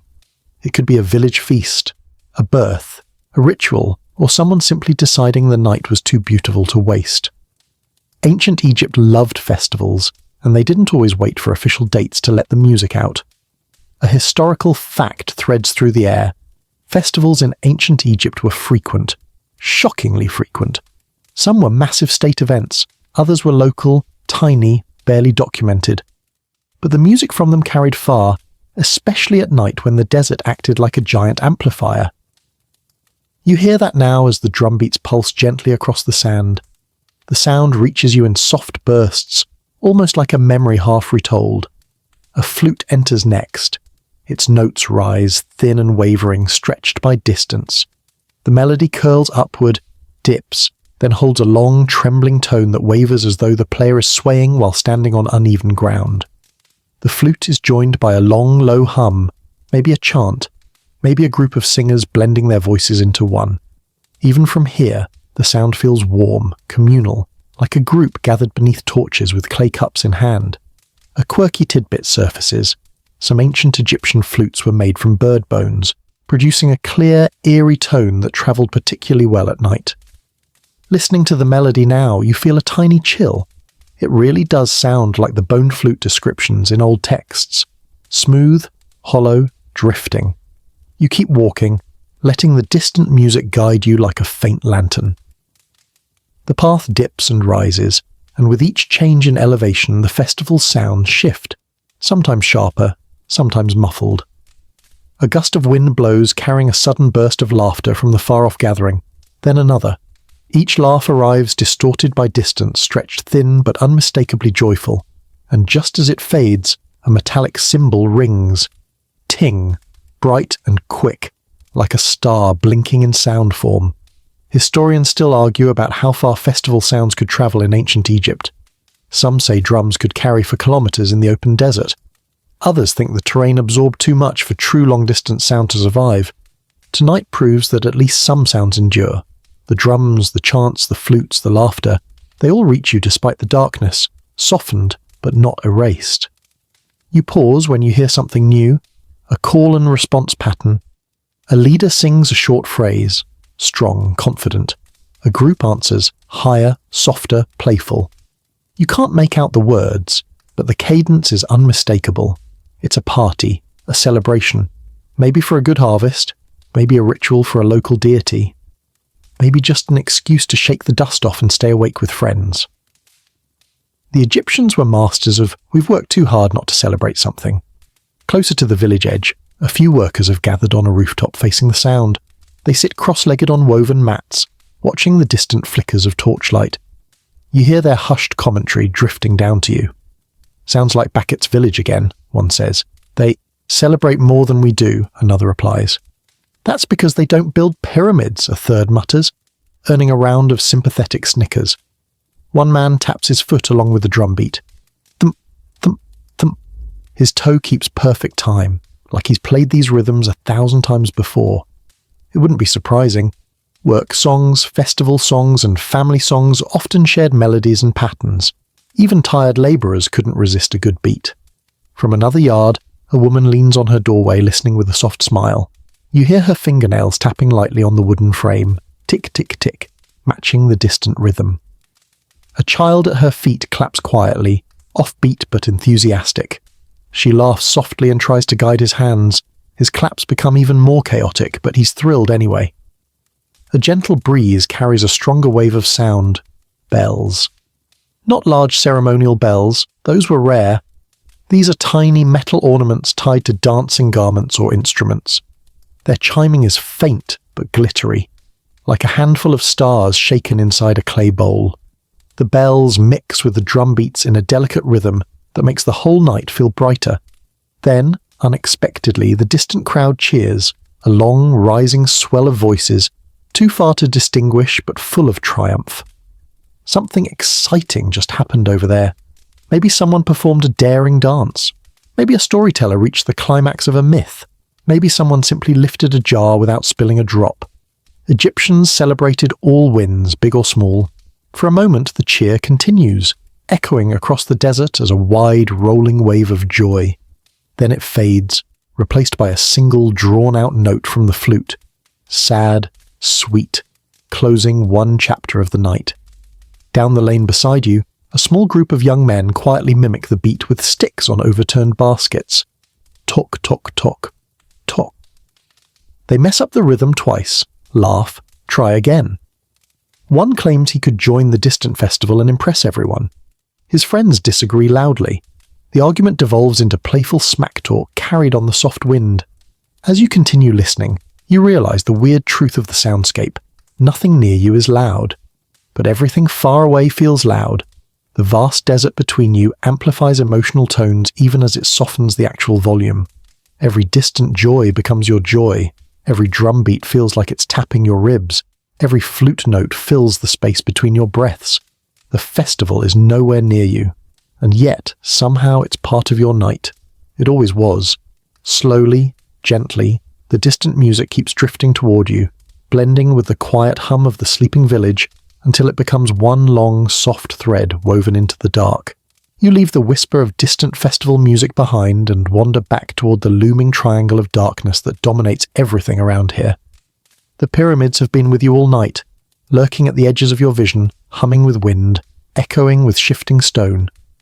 But now you turn toward them again, drawn by the way their shadows stretch across the plateau like the slow exhale of something ancient. The moon has risen high, and under its pale glow the monuments look sharper, colder, more awake than anything else around you.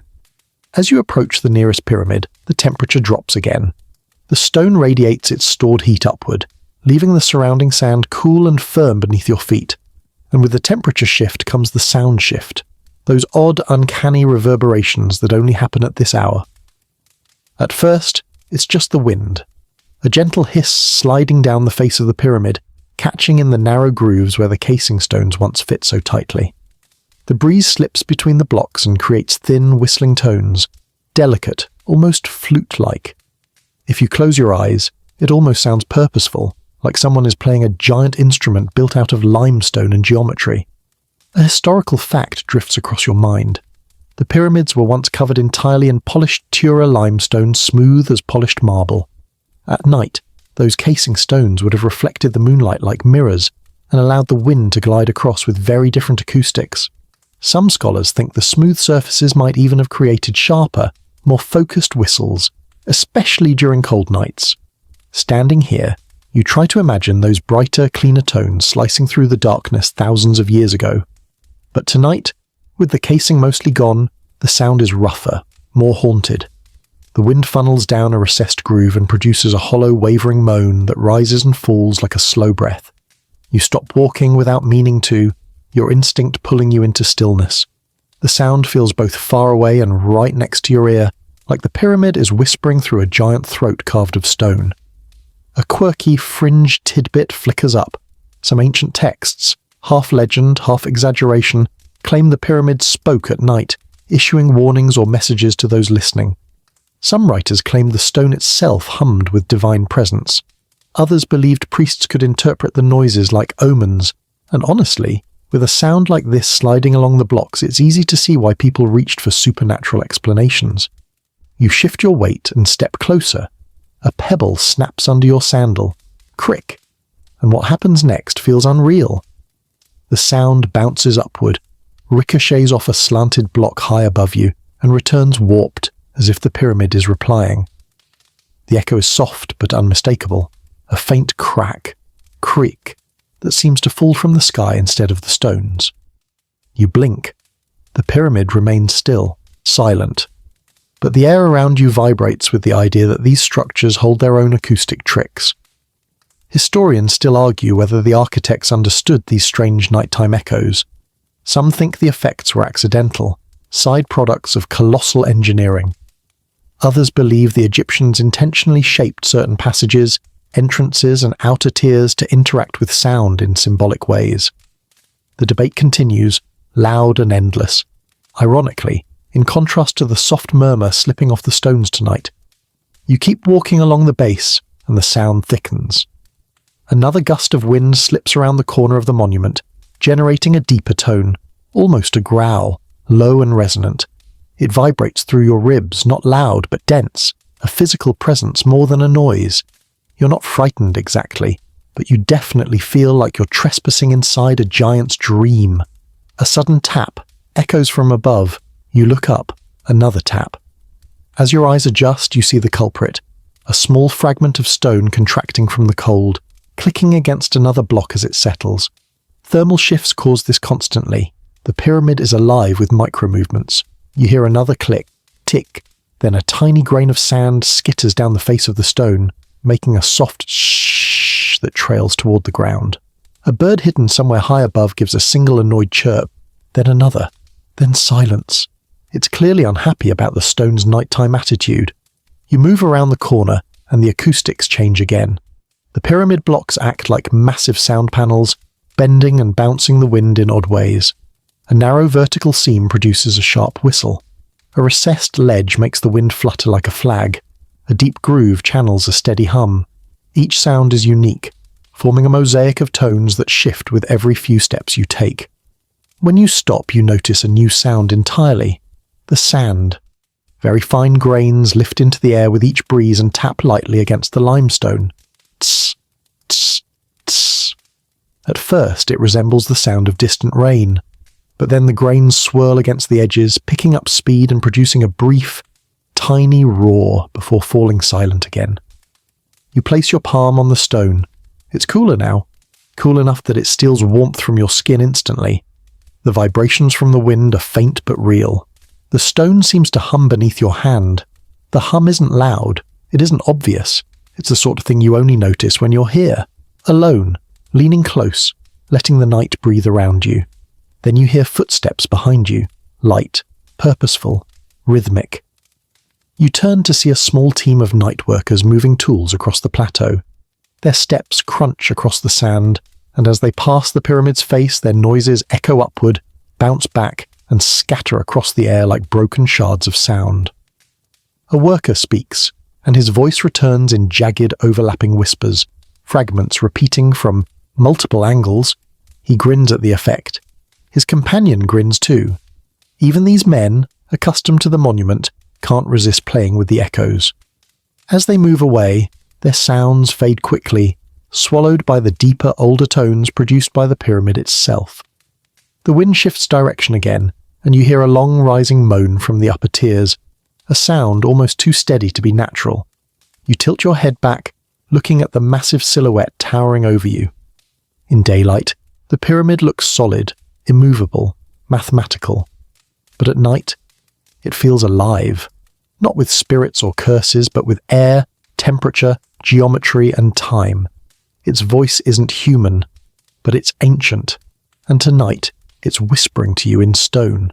You drift away from the pyramid's humming flank and wander toward the darker stretch of land where the necropolis sprawls, low mastabas, half-buried tomb shafts, quiet offering chapels, and stone markers that sit like sleeping sentinels in the sand. The moonlight is softer here, almost shy, and the air seems to thicken as you approach, as though the wind itself understands it should tread gently among the dead. This part of Giza isn't loud, but it isn't silent either. The necropolis has its own nighttime vocabulary, whispers, taps, sighs, shuffles, and you begin hearing them even before your feet reach the first tomb. The first sound that greets you is a soft, brittle flutter. A strip of linen tied around a small offering pole quivers in the breeze, its fibers flicking against the wooden post with tiny tick-tick-tick noises. Someone must have left it earlier today, maybe as a renewal offering, maybe in memory of a relative whose tomb lies somewhere in this cluster. The linen catches the moonlight faintly as it rustles, and each movement sounds like a whisper breaking into pieces before reaching your ear. You take a few steps deeper, and the sand beneath your feet shifts in a low, gritty slide. The ground here is uneven, dotted with depressions from old shafts and weathered stones, poking up like quiet reminders. When you step near one mastaba, your sandal brushes a pottery shard that makes a soft clink. The shard rolls once, twice, then settles. The necropolis swallows the sound almost greedily. A historical fact drifts through you. These tombs weren't abandoned, even if they seem lonely at night. Caretakers, low-ranking priests, guards, or sometimes family members, often visited at dusk or dawn to check on offerings, refill oil lamps, or sweep away drifting sand. Some worked late into the night, especially if a funeral or ritual had happened earlier that day. And as you pause near the entrance of a small chapel, you hear exactly the kind of noise those caretakers might have left behind. A faint scritch, like a broom rinsing dust from stone. You step closer and discover its source, a caretaker inside finishing a last round of sweeping. The bristles whisper over the floor with gentle insistence. Every few strokes he taps the broom against the wall, loosening stubborn grains. He mutters under his breath about sand knowing no manners, which is honestly one of the most understandable complaints in ancient Egypt. He finishes, blows out a lamp with a soft whoof, and the chapel falls into gentle darkness. You hear him tug the door closed, producing a heavy wooden clunk followed by the gritty scrape of a bolt sliding into place. Then his footsteps retreat, his sandals thudding rhythmically on the hard-packed earth as he heads back toward the village. A quirky tidbit flickers in your mind. Some tomb caretakers believed they could hear the deceased stirring at night, usually just wind or animals moving through shafts, but interpreted with imaginative flair. Standing here now, you understand exactly why such stories spread. A sudden draft slips through a narrow crevice in a mastaba wall and produces a hollow, breathy moan. Not loud, not frightening, just uncanny, like someone exhaling from behind the stone. You lean closer and hear tiny grains of sand trickling down an interior shaft. Tss, tss. It sounds suspiciously like someone dragging fingertips lightly along the limestone, even though you know it's only gravity doing its ancient, patient work. Historians still argue whether these desert noises were intentionally incorporated into tomb design, whether architects wanted certain acoustics to accompany rituals or discourage wandering creatures. Some say yes, pointing to oddly narrow corridors that magnify whispers. Others insist it's coincidence. Tonight, with echoes bending strangely around every corner, you wouldn't bet against either side. A small sound breaks the stillness. Pip, pip, pip. You look down. A tiny beetle, maybe a scarab, climbs over a pebble, its shell tapping lightly as it walks. Scarabs were sacred symbols of rebirth, but right now this one seems more focused on minding its business at top speed. It scurries across your path, taps the stone slab of a tomb with an almost musical tick, and disappears into the sand. Farther ahead you hear a low rustling, too soft to be human. You freeze. The sound grows. A faint shuffle, then a pause, then another shuffle. Finally, out from behind a crumbled wall waddles a very unimpressed desert fox. It glances at you, snorts, and trots off with the dignity of a creature accustomed to being mistaken for a ghost every few minutes. Its paws make almost no sound, just a light whispery brush across the sand. You keep walking, passing a row of tomb markers whose carved faces look even deeper in the moonlight. Some have faint inscriptions, their hieroglyphs softened by time. You run your fingers lightly over one, and the groove of the carving catches your nail with a soft skirk. The stone is cooler here, thick with night air. A sudden gust brushes through the necropolis, and the soundscape shifts again. Wooden offering trays rattle slightly against stone. A reed, torch long extinguished, wobbles in its socket with a dry kirk. Somewhere above you, a bird hidden in a wall niche shakes its wings, sending out a quiet flutter. Then, unexpectedly, you hear voices, not loud, not ominous, human. Two caretakers a short distance away speak in hushed tones as they adjust items inside a small chapel. Their words drift in and out depending on the wind. You catch fragments. Left too much bread. Dog sniffing again. Should have sealed the jar tighter.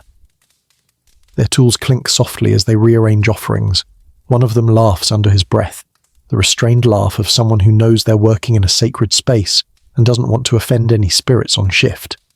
His laugh bounces off a stone slab and comes back slightly warped, as though returning from the wrong direction. They pause, glancing around. One whispers, "The walls talk too much at night." The other agrees instantly. When they finally latch the chapel door and leave, the necropolis returns to its slow, sprawling hush. You continue your walk, hearing the subtle, layered sounds that never quite disappear. The sand shifting underfoot, the wind stirring through passage cracks, the faint rattle of an offering pot cooling, the tiny scuttle of insects weaving among stones, the far-off murmur of other night wanderers heading home. You stop before one of the older mastabas. Its edges are worn, but its presence is unmistakable. The wind moves across its facade and produces a deep, throaty hum that seems to hover in the air like a lingering thought. It's not eerie, not frightening. It's familiar, ancient, almost comforting. The dead here aren't silent. Not really. Their houses make their own music, quiet, wise, and endless. You leave the necropolis behind, stepping back into open air where the sand stretches smooth and pale under the moon. The night is reaching its quietest point now, deep, cool, and heavy, in a way that makes even your breathing feel louder. But not everything sleeps. Ahead of you, perched on a small rise near the edge of the plateau, is one of the most underrated nighttime communities of ancient Egypt, the Sky Watchers.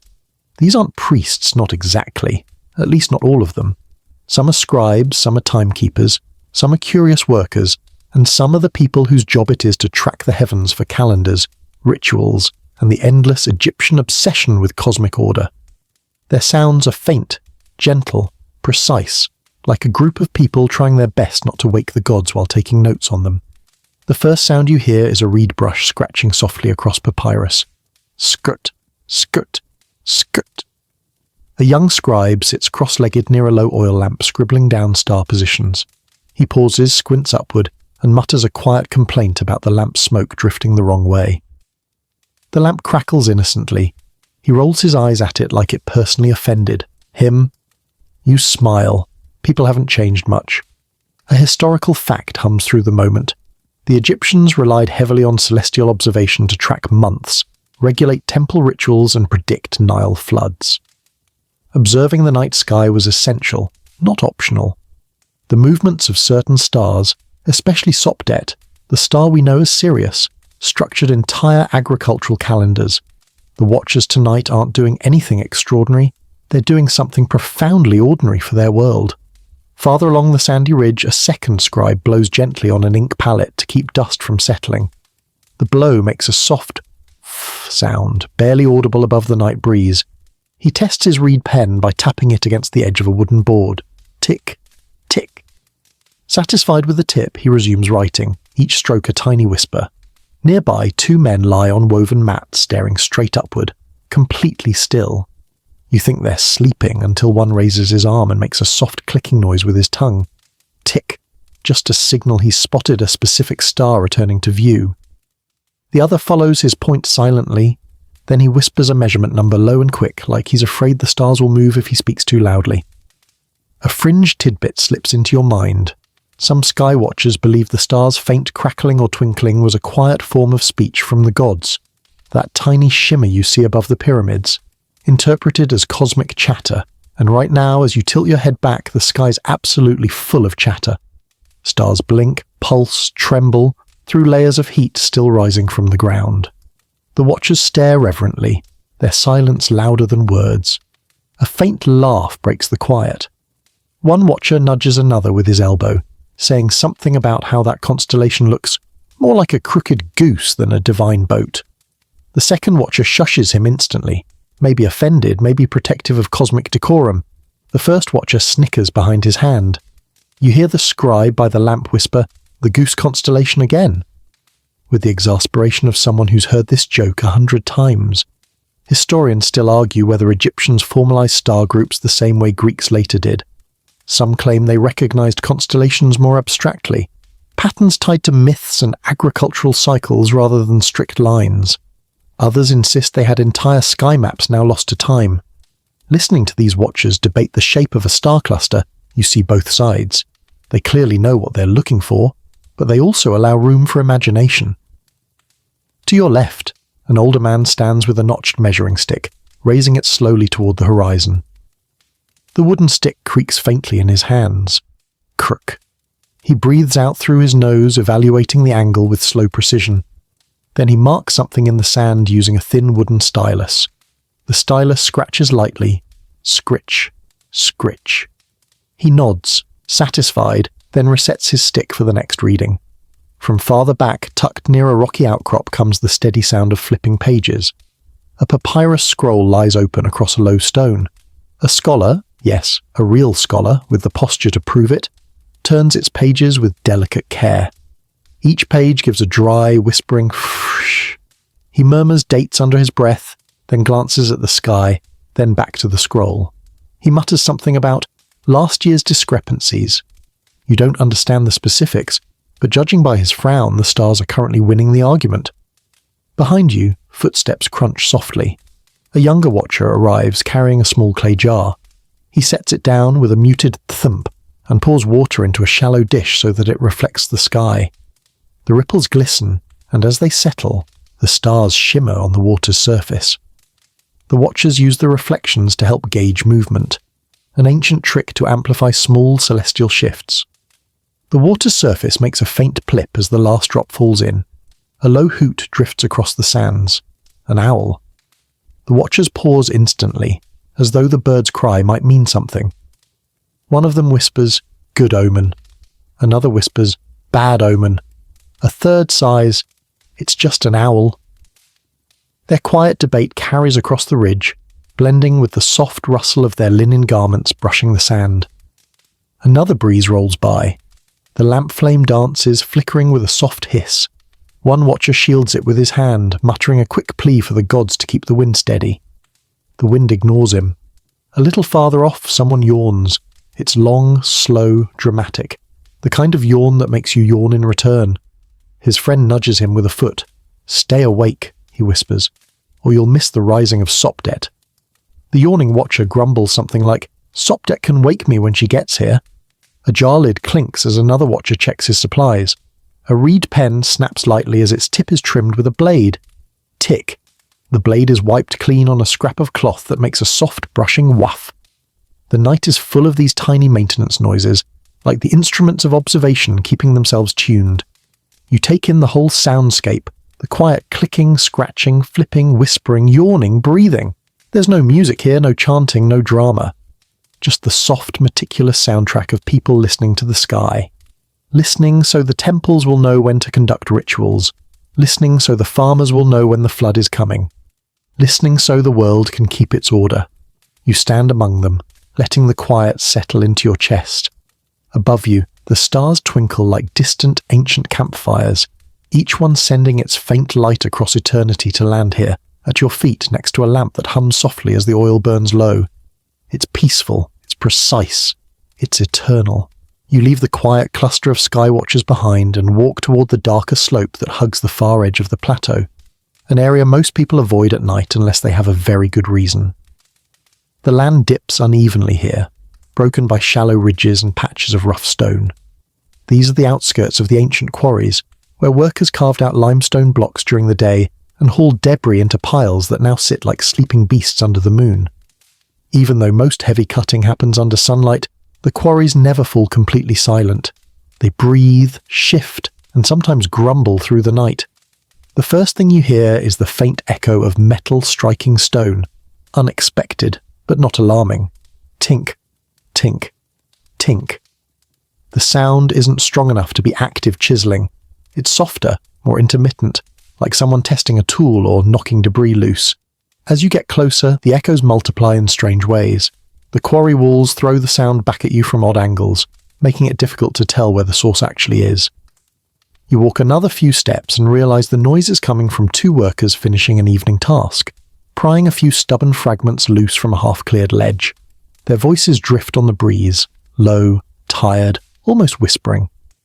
A historical fact nudges into your awareness. Egyptians didn't just quarry stone at distant desert sites.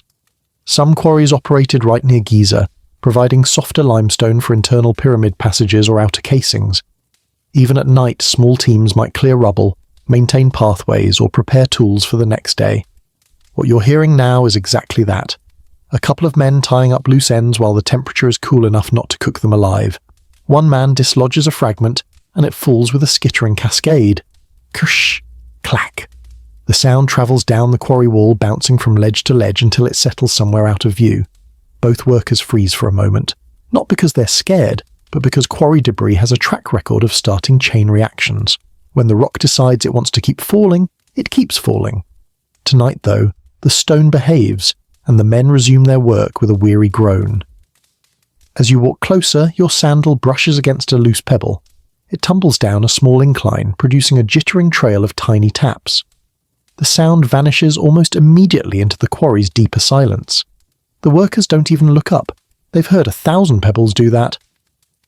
A curious noise drifts from above, something like a faint whistle. You glance upward and see a gust of wind slipping through a narrow gap in the quarry wall.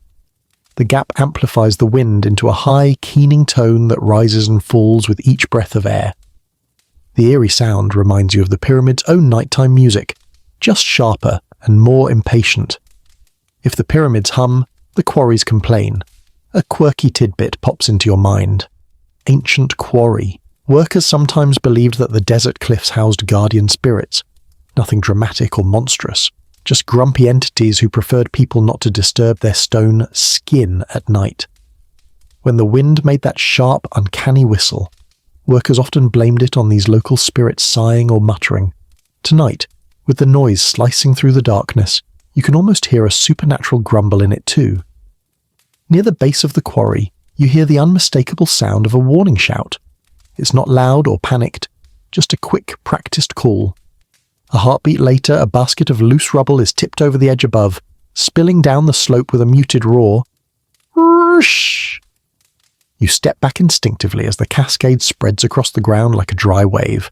A few stones bounce lightly, tap, tink, tock, before coming to rest. The workers' communication here is sharp and efficient. Even their danger sounds stay within the boundaries of ritualized routine. Historians still argue whether quarry teams had a formal system of signals, or if they relied purely on instinct and familiarity. Some evidence suggests hand gestures, whistles, or specific calls might have been standardized. Others think teams simply adapted organically to their environment, learning each other's habits over time. Listening now to the carefully timed shouts and responses, you suspect the truth is a blend, half training, half instinct. Farther down the path, a cart stands half-loaded with chipped debris. A worker adjusts the wooden frame, and the wheel gives a tired groan. Grunk. He pats the cart like it's a stubborn mule. The cart does not respond, perhaps out of spite. When he tries to shift it again, the wheel creaks louder. He mutters a curse under his breath, which sounds more like he's scolding a child than an object. The cart remains unmoved, still winning the argument. Nearby, a group of night watch mule handlers rest against a boulder. Their animals stand quietly beside them, tails flicking with gentle fwip sounds. One mule snorts loudly, so loudly in fact that even the fox hiding behind the rubble startles. You hear the fox dart across the quarry with a faint scampering noise, its nails clicking lightly against the stone. You walk to the edge of a deeper pit, peering down into the dark. Below you hear the faint drip of water. Plip, plip. Some seepage from an old crack maybe, or condensation gathering on the stone and falling in slow, patient drops. The dripping echoes up the pit walls, expanding into a soft rhythmic heartbeat. It's strangely soothing, like the quarry's own breath in the quietest hour of the night. A lantern flares nearby. Someone is lighting a new wick. The flame sputters, crackles, then steadies into a warm glow. The sparks skitter across the sand like tiny fireflies before vanishing. You hear resin burning, releasing a faint hiss and the scent of pine. The shadows stretch long and thin across the quarry, shifting with every flicker of the lantern. Two workers climb a sloping path carrying wooden poles. Each step they take produces a soft, controlled grunt. Their sandals scrape the gravel, jup, jup, jup in steady intervals. When they set the poles down, the wood thumps dull and low, thump. One tests the ground's firmness with a few kicks. Dust rises in a small puff. He nods to his companion, satisfied, and then it happens. A sudden, sharp crack. Crack! The sound rings out like bone meeting stone. You straighten, ready to bolt, but the workers barely react. One calls up toward an unseen ledge. Loose stone? A man above replies, "Already saw it!" He slides the unstable fragment down deliberately. It tumbles with a clattering rhythm. Thud. No danger. Just the quarry reminding everyone it's older and crankier than all of them put together. The wind shifts again. You hear faint singing, someone humming a fragment of a work song. The tune is simple, repetitive, and slightly off-key. Another worker joins in, then a third. The melody rises, dips, and threads through the quarry like a soft rope pulling the workers together. The sound doesn't travel far, but it travels deep, warm against the cold stone. One last sound catches your ear before you move on. A stone block, not even large, settling under its own weight. It gives a resonant, ancient-sounding thunk. The kind of sound that carries history inside it. The kind that reminds you these quarries have been shaping and reshaping themselves for longer than any of the workers alive. The night here isn't peaceful in the traditional sense, but it's honest, full of old stone, old work, and old rhythms. A living, breathing symphony of effort and earth. You walk away from the quarries, leaving behind their stone-deep echoes, and make your way toward the quieter slopes near the workers' village. By now, the night is fully settled, heavier, deeper, the hour when even the breeze seems to move more slowly. Most of the settlement is asleep, but not all of it. Every village has its sleepless pockets, and Giza is no different. Here, at the edge between rest and wakefulness, you begin to hear the delicate, scattered sounds of the people who simply can't sleep. The first of these is a soft murmur coming from a rooftop. A man lies on his back, staring at the stars, whispering thoughts to himself that the night absorbs without judgment. You hear fragments, worries about tomorrow's tasks, a quiet complaint about aching shoulders, a muttered joke about how even the gods must get insomnia sometimes. He shifts, linen rustling against straw with a gentle shf, shf, then sighs, a long, weary exhale that drifts toward you like a slow-moving feather. Below him, through a narrow doorway, a low, tired whimper echoes. A newborn cries, soft, uncertain, more confused than upset. The baby's mother murmurs soothing words, her voice rhythmic and warm. She taps gently on the side of a wooden cradle, tock, tock, tock, matching the slow beat of her whisper singing. The baby hiccups, then hiccups again, louder. A dog outside barks in response as if scolding it for interrupting the cosmic quiet. The mother groans. You smile. A historical fact surfaces. Many ancient Egyptian homes had multi-generational families squeezed into tiny spaces, and nighttime was often interrupted by crying infants, coughing elders, or people shifting in their sleep. Insomnia wasn't new. It just had a different soundtrack. And as you listen now, those tiny interruptions become part of the village's gentle, living heartbeat. You move along the narrow alleys, the sand muffling your steps. A man sitting near a doorway rubs his knee slowly. His fingers make a faint repetitive scritch against the linen fabric. He mutters that the cold is unfair and personal tonight. An older relative, awake beside him, responds with a dismissive snort and tells him he's being dramatic. He insists he's absolutely not. You catch their silhouettes in the lamplight, 2 generations arguing softly in the quietest hour of the night. It's oddly heartwarming. A quirky tidbit drifts to you. Some ancient households kept jars of burning herbs beside their beds to help with sleep, particularly kai-fi, a fragrant blend used for relaxation. As you pass a small window, you smell exactly that. Warm, sweet, resinous smoke curling into the air. Inside, a woman who clearly cannot sleep taps the rim of the incense bowl. Tick, tick, before adjusting her sleeping mat. The reed frame creaks, then sighs. She lies down. She sits back up. The incense bowl gets another tap. Classic insomnia. Farther along the street, you hear someone pacing. Slow steps, sand shifting, a faint grunt each time he turns around. He is absolutely fighting sleep like it owes him money.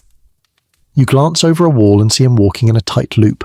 6 steps one way, 6 back, arms folded across his chest. His wife watches from inside, head poking out through a doorway. She tells him to just lie down. He replies that he did lie down. She rolls her eyes so loudly you can practically hear it. Historians still argue whether nighttime was considered spiritually dangerous for wandering, which might explain why so many insomniacs stick close to their homes. Some texts suggest demons roamed after dusk. Others argue that danger was physical, not supernatural. Whatever the case, tonight, everyone with restless legs stays within the safety of lamplit thresholds. In a small courtyard, an elder coughs 3 times, deep chesty cough softened by the thick desert air. A caregiver rushes to bring water. The cup clinks gently. Clink, as it touches the elder's hands. The elder drinks, sighs, mutters better, and the night continues. In another home, you hear something else entirely. Laughter. Quiet. Stifled, but unmistakable. You peer through an open doorway and spot 2 siblings, whispering jokes beneath a blanket. Every time one of them tries to quiet down, the other whispers something even funnier, prompting muffled giggles. Their parents groan from the corner bedding area, threatening to separate them if they don't sleep. This only makes the siblings giggle harder. Some things never change. A cat leaps from a rooftop above you, landing with a soft pluff in the sand. It meows once, loudly, as if announcing its arrival to the universe. A nearby donkey offers a sleepy, unimpressed "hrn." The cat ignores it and slinks toward a half-finished basket of fish scraps. A night watchdog notices and gives a half-hearted bark but doesn't move. The cat wins. You pause as a single note of music reaches you. Light, quick, almost accidental. Someone is plucking at a lute, probably out of boredom. The string rings. Ping, followed by a muttered "too loud," and then a softer attempt. Plunk, another. Plunk. The melody never fully forms, but each gentle pluck adds a tiny sparkle to the quiet. A jar cools nearby, making small stress clicks. Tick, tick, tick. A sleeping mat shifts. Fwhip. A sleepy child mutters nonsense in a dream. A rooster, deeply confused about everything, lets out a half crow, only to be immediately shushed by multiple people in multiple houses simultaneously. You hear one woman whisper, "Not yet, fool bird," with the kind of energy only a sleep-deprived parent can muster. You walk slowly, absorbing it all, the soft breathing of homes settling, the faint rustle of reeds, the murmur of restless bodies, the hum of midnight thoughts. These aren't the dramatic sounds of work or worship. They're the everyday noises of people who exist in that limbo between tired and awake, between night and morning. Sleeplessness has its own community here, its own music, its own rhythm. And as you pass through it, the village feels more alive than ever. Not busy, not loud, just quietly human in the most tender way. You leave the pockets of sleepless villagers behind and walk toward the eastern edge of the settlement, an area where the night feels thinner, stretched, like it knows dawn isn't far away. The darkness hasn't softened yet, but the sounds have begun to shift. That deep, saturated silence of midnight starts breaking apart in tiny ways, like cracks forming in ice. You feel it before you hear it, the subtle tension of a world preparing to wake up. Then the first sign arrives. A baker. The sound is unmistakable. Thump, thump, thump. Someone kneading dough with efficient, sleepy confidence.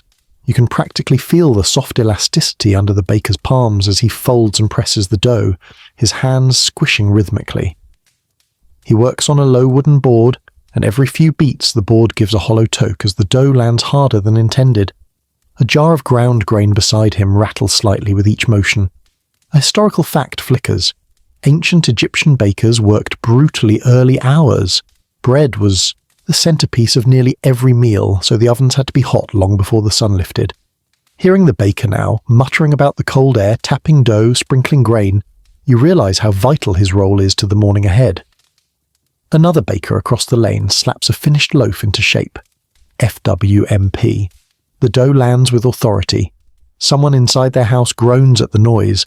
The baker apologizes in a whisper that is definitely not a whisper. You keep walking. From behind a mud brick wall, you hear the faint crackle of kindling being coaxed to life. A soft as someone blows carefully.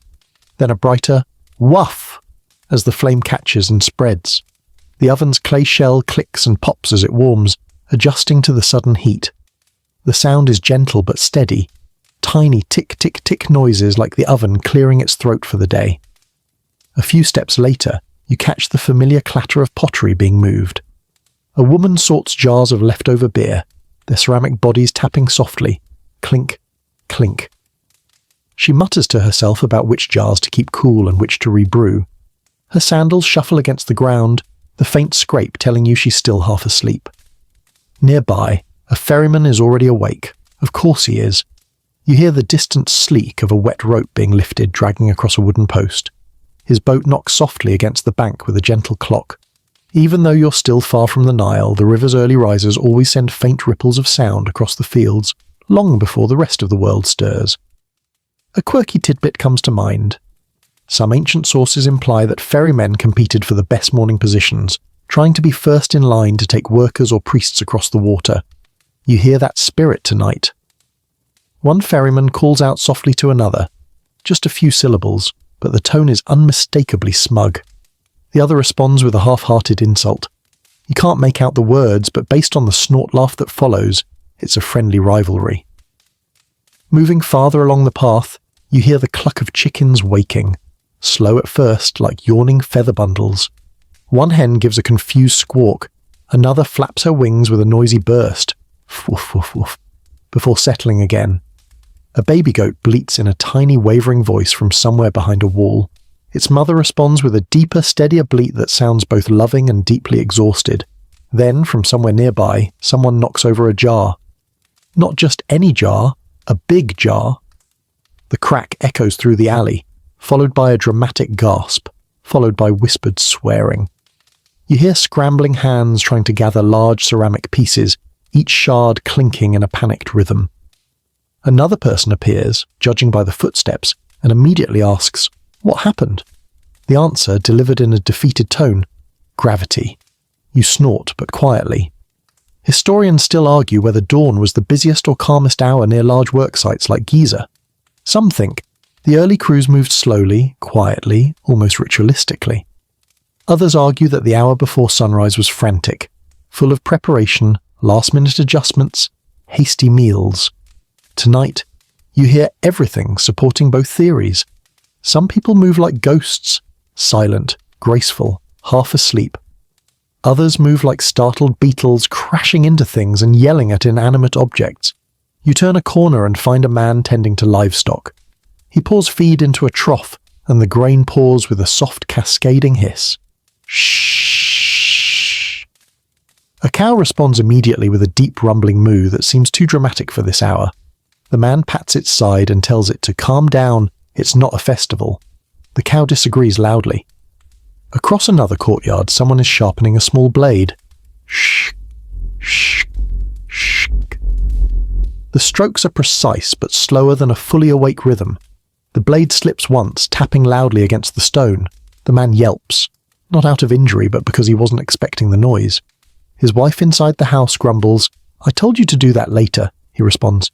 "It is later." Silence follows. "I've lost this argument." Silence. A soft tapping reaches you. Tick, tick, tick. A child, unbelievably awake at this hour, is drawing patterns in the dirt with a stick. Their parent calls softly for them to come eat. The child ignores this with the supreme confidence of a small human who believes breakfast will materialize magically whenever they feel ready.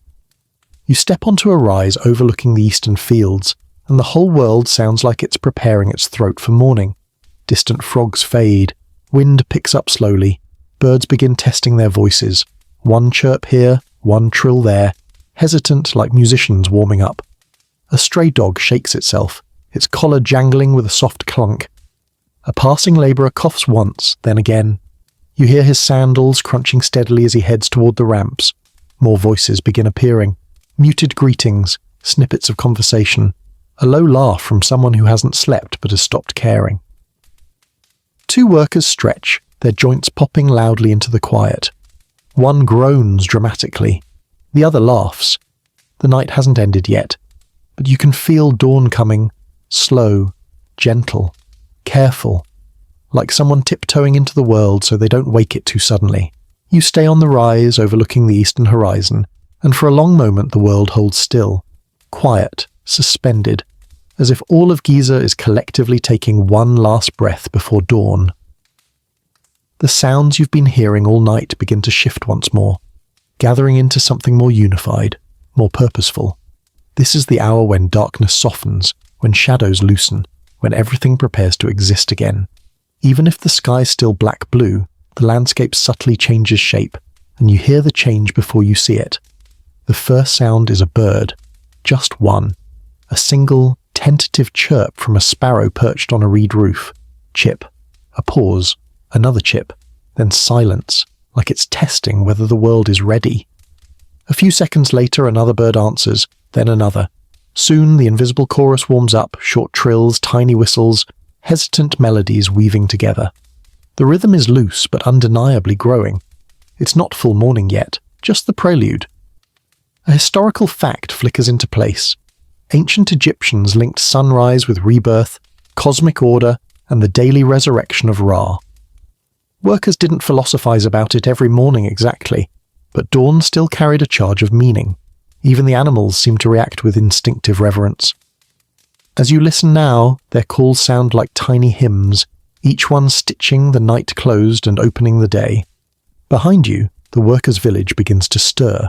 A door creaks open, a heavy one, wood scraping against an uneven frame. Someone yawns loudly, followed by a second, equally dramatic yawn from another house. A pot lid lifts somewhere with a faint metallic tink. Someone mutters about needing more grain. Another person sneezes a sneeze so aggressive it must have been spiritually cleansing. A donkey responds indignantly, offended at being startled awake. The faint grey of pre-dawn brushes the sky's lowest edge, just barely enough light to turn silhouettes into shapes. Families inside the village rise slowly. You hear mats being rolled, feet shuffling, straw baskets being moved. Someone bumps into something, and grumbles. Someone else drops a spoon, clink, and curses softly under their breath. Completely unaware, their whisper carries out the door. From the alley nearest you comes the sound of quick feet. 3 small children chasing each other before breakfast.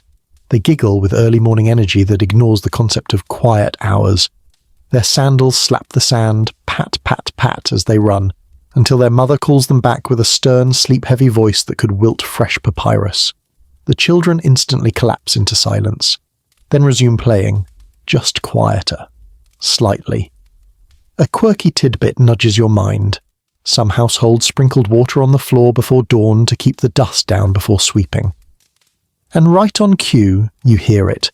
The soft splash of water poured from a jar, followed by the rhythmic shf-shf of a broom. The bristles drag across damp sand, creating a muted, satisfying sound. Someone hums along, half-tuned, half asleep. Farther down the slope near the work ramp, another sound emerges, rope being tested. A foreman pulls a thick linen rope between his hands. Skunk, skunk, listening to its fibres tighten. Another worker slaps the side of a wooden sled, thump, checking for cracks. 2 men lift a lever together and let it drop once. Talk, a deep, booming noise that echoes off the pyramid base. The sound is like a morning bell, unofficial but powerful. Historians still argue whether pyramid workers assembled at dawn in formal groups or trickled in informally. Evidence suggests both, depending on the season. Judging by the voices rising now, scattered, unhurried, but purposeful, you suspect the morning routine was flexible. People woke as needed, gathered as they arrived, and worked according to rhythms older than clocks. Near the village well, a pair of women draw water. The rope squeaks against the stone lip, ek, ek, as the bucket descends. When it rises full, it thumps the edge, thup, and splashes slightly as they pour it into a jar.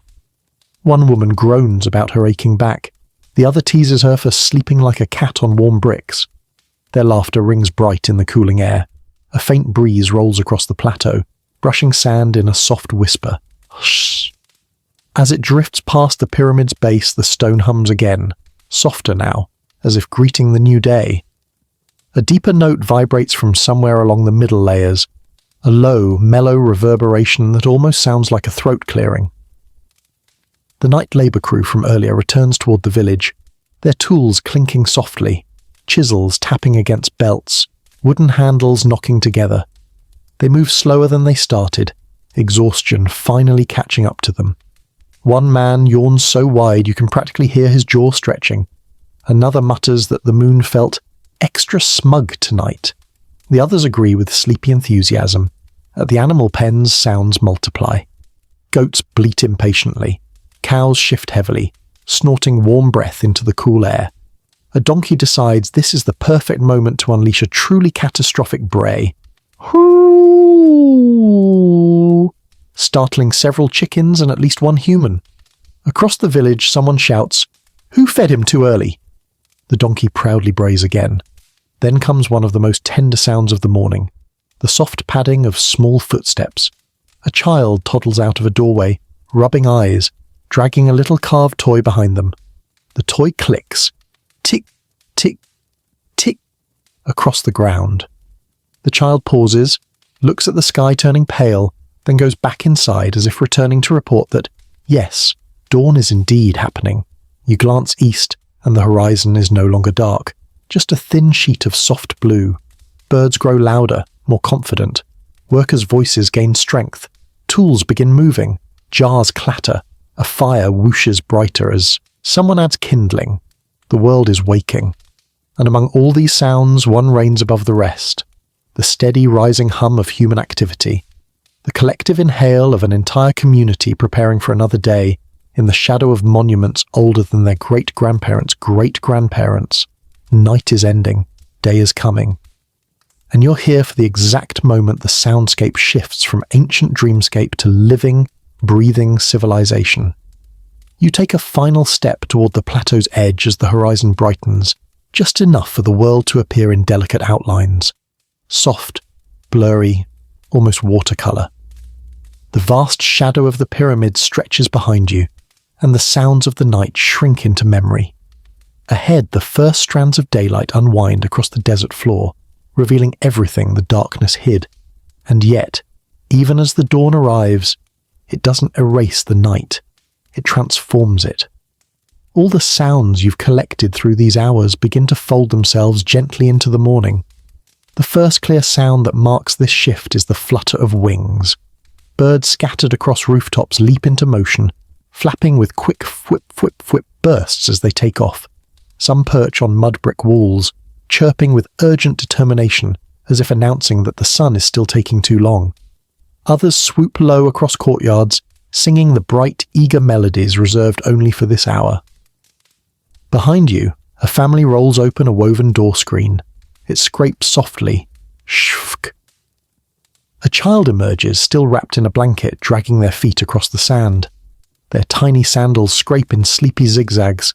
They blink at the horizon, unimpressed, then wander toward the smell of breakfast.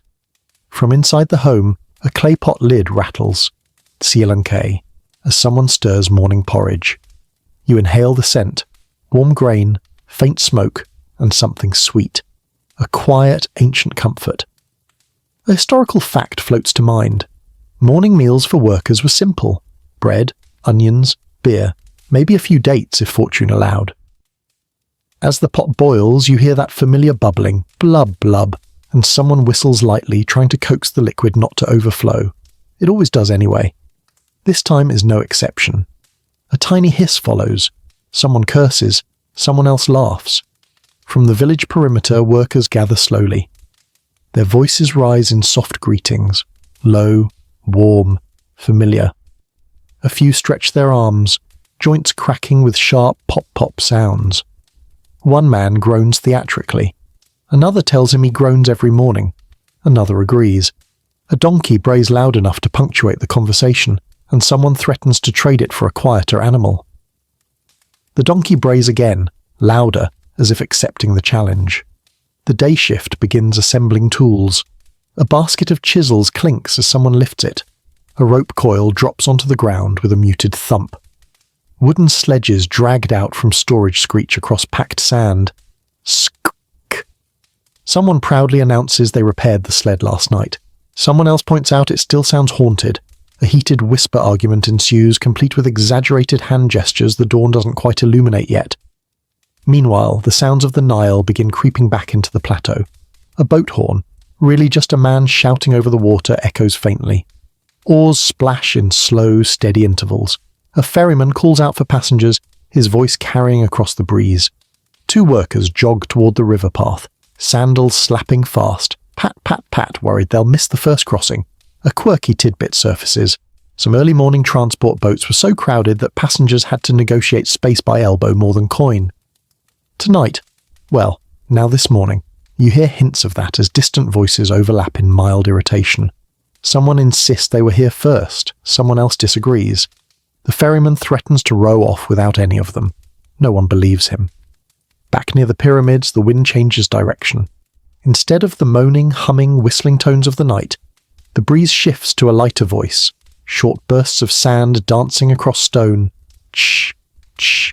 The structure, so acoustically alive under moonlight, now feels calmer, almost contemplative. The pyramid seems to wait, as though acknowledging the handoff between night and day. Historians still argue whether sunrise ceremonies occurred daily at the pyramids during the 4th dynasty. Evidence hints at symbolic gestures, offerings, chants, even casual rituals from workers and priests. Standing here, you feel the echo of that debate in real life. A young priest approaches the plateau edge carrying a small vessel. He pours water onto the sand with a soft drip, drip, drip, whispers something quick and steps away. Was it a ritual? Was it gratitude? Was it him rinsing his hands? Hard to say. All three explanations fit comfortably into history's fog. The light strengthens. Colours seep into the world. Muted pink, pale gold, dusty blue. Shadows shrink. The cold edge of the night softens. The soundscape shifts again. Not abruptly, but seamlessly, like a page turning through its own weight. Workers begin climbing the ramp toward the pyramid's base, their footsteps forming a steady, rising pattern. Crunch, crunch, crunch. Tools clatter in bags. A foreman calls instructions. Another yawns loudly enough to frighten a passing goat. Someone trips on a loose stone, catches themselves, and insists they're fine. Their friend laughs before checking if they're actually fine.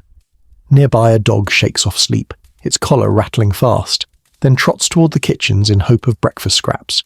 A cat perched on a wall watches it with regal disapproval. The cat, of course, has already eaten. Cats plan ahead. The marketplace stirs awake too.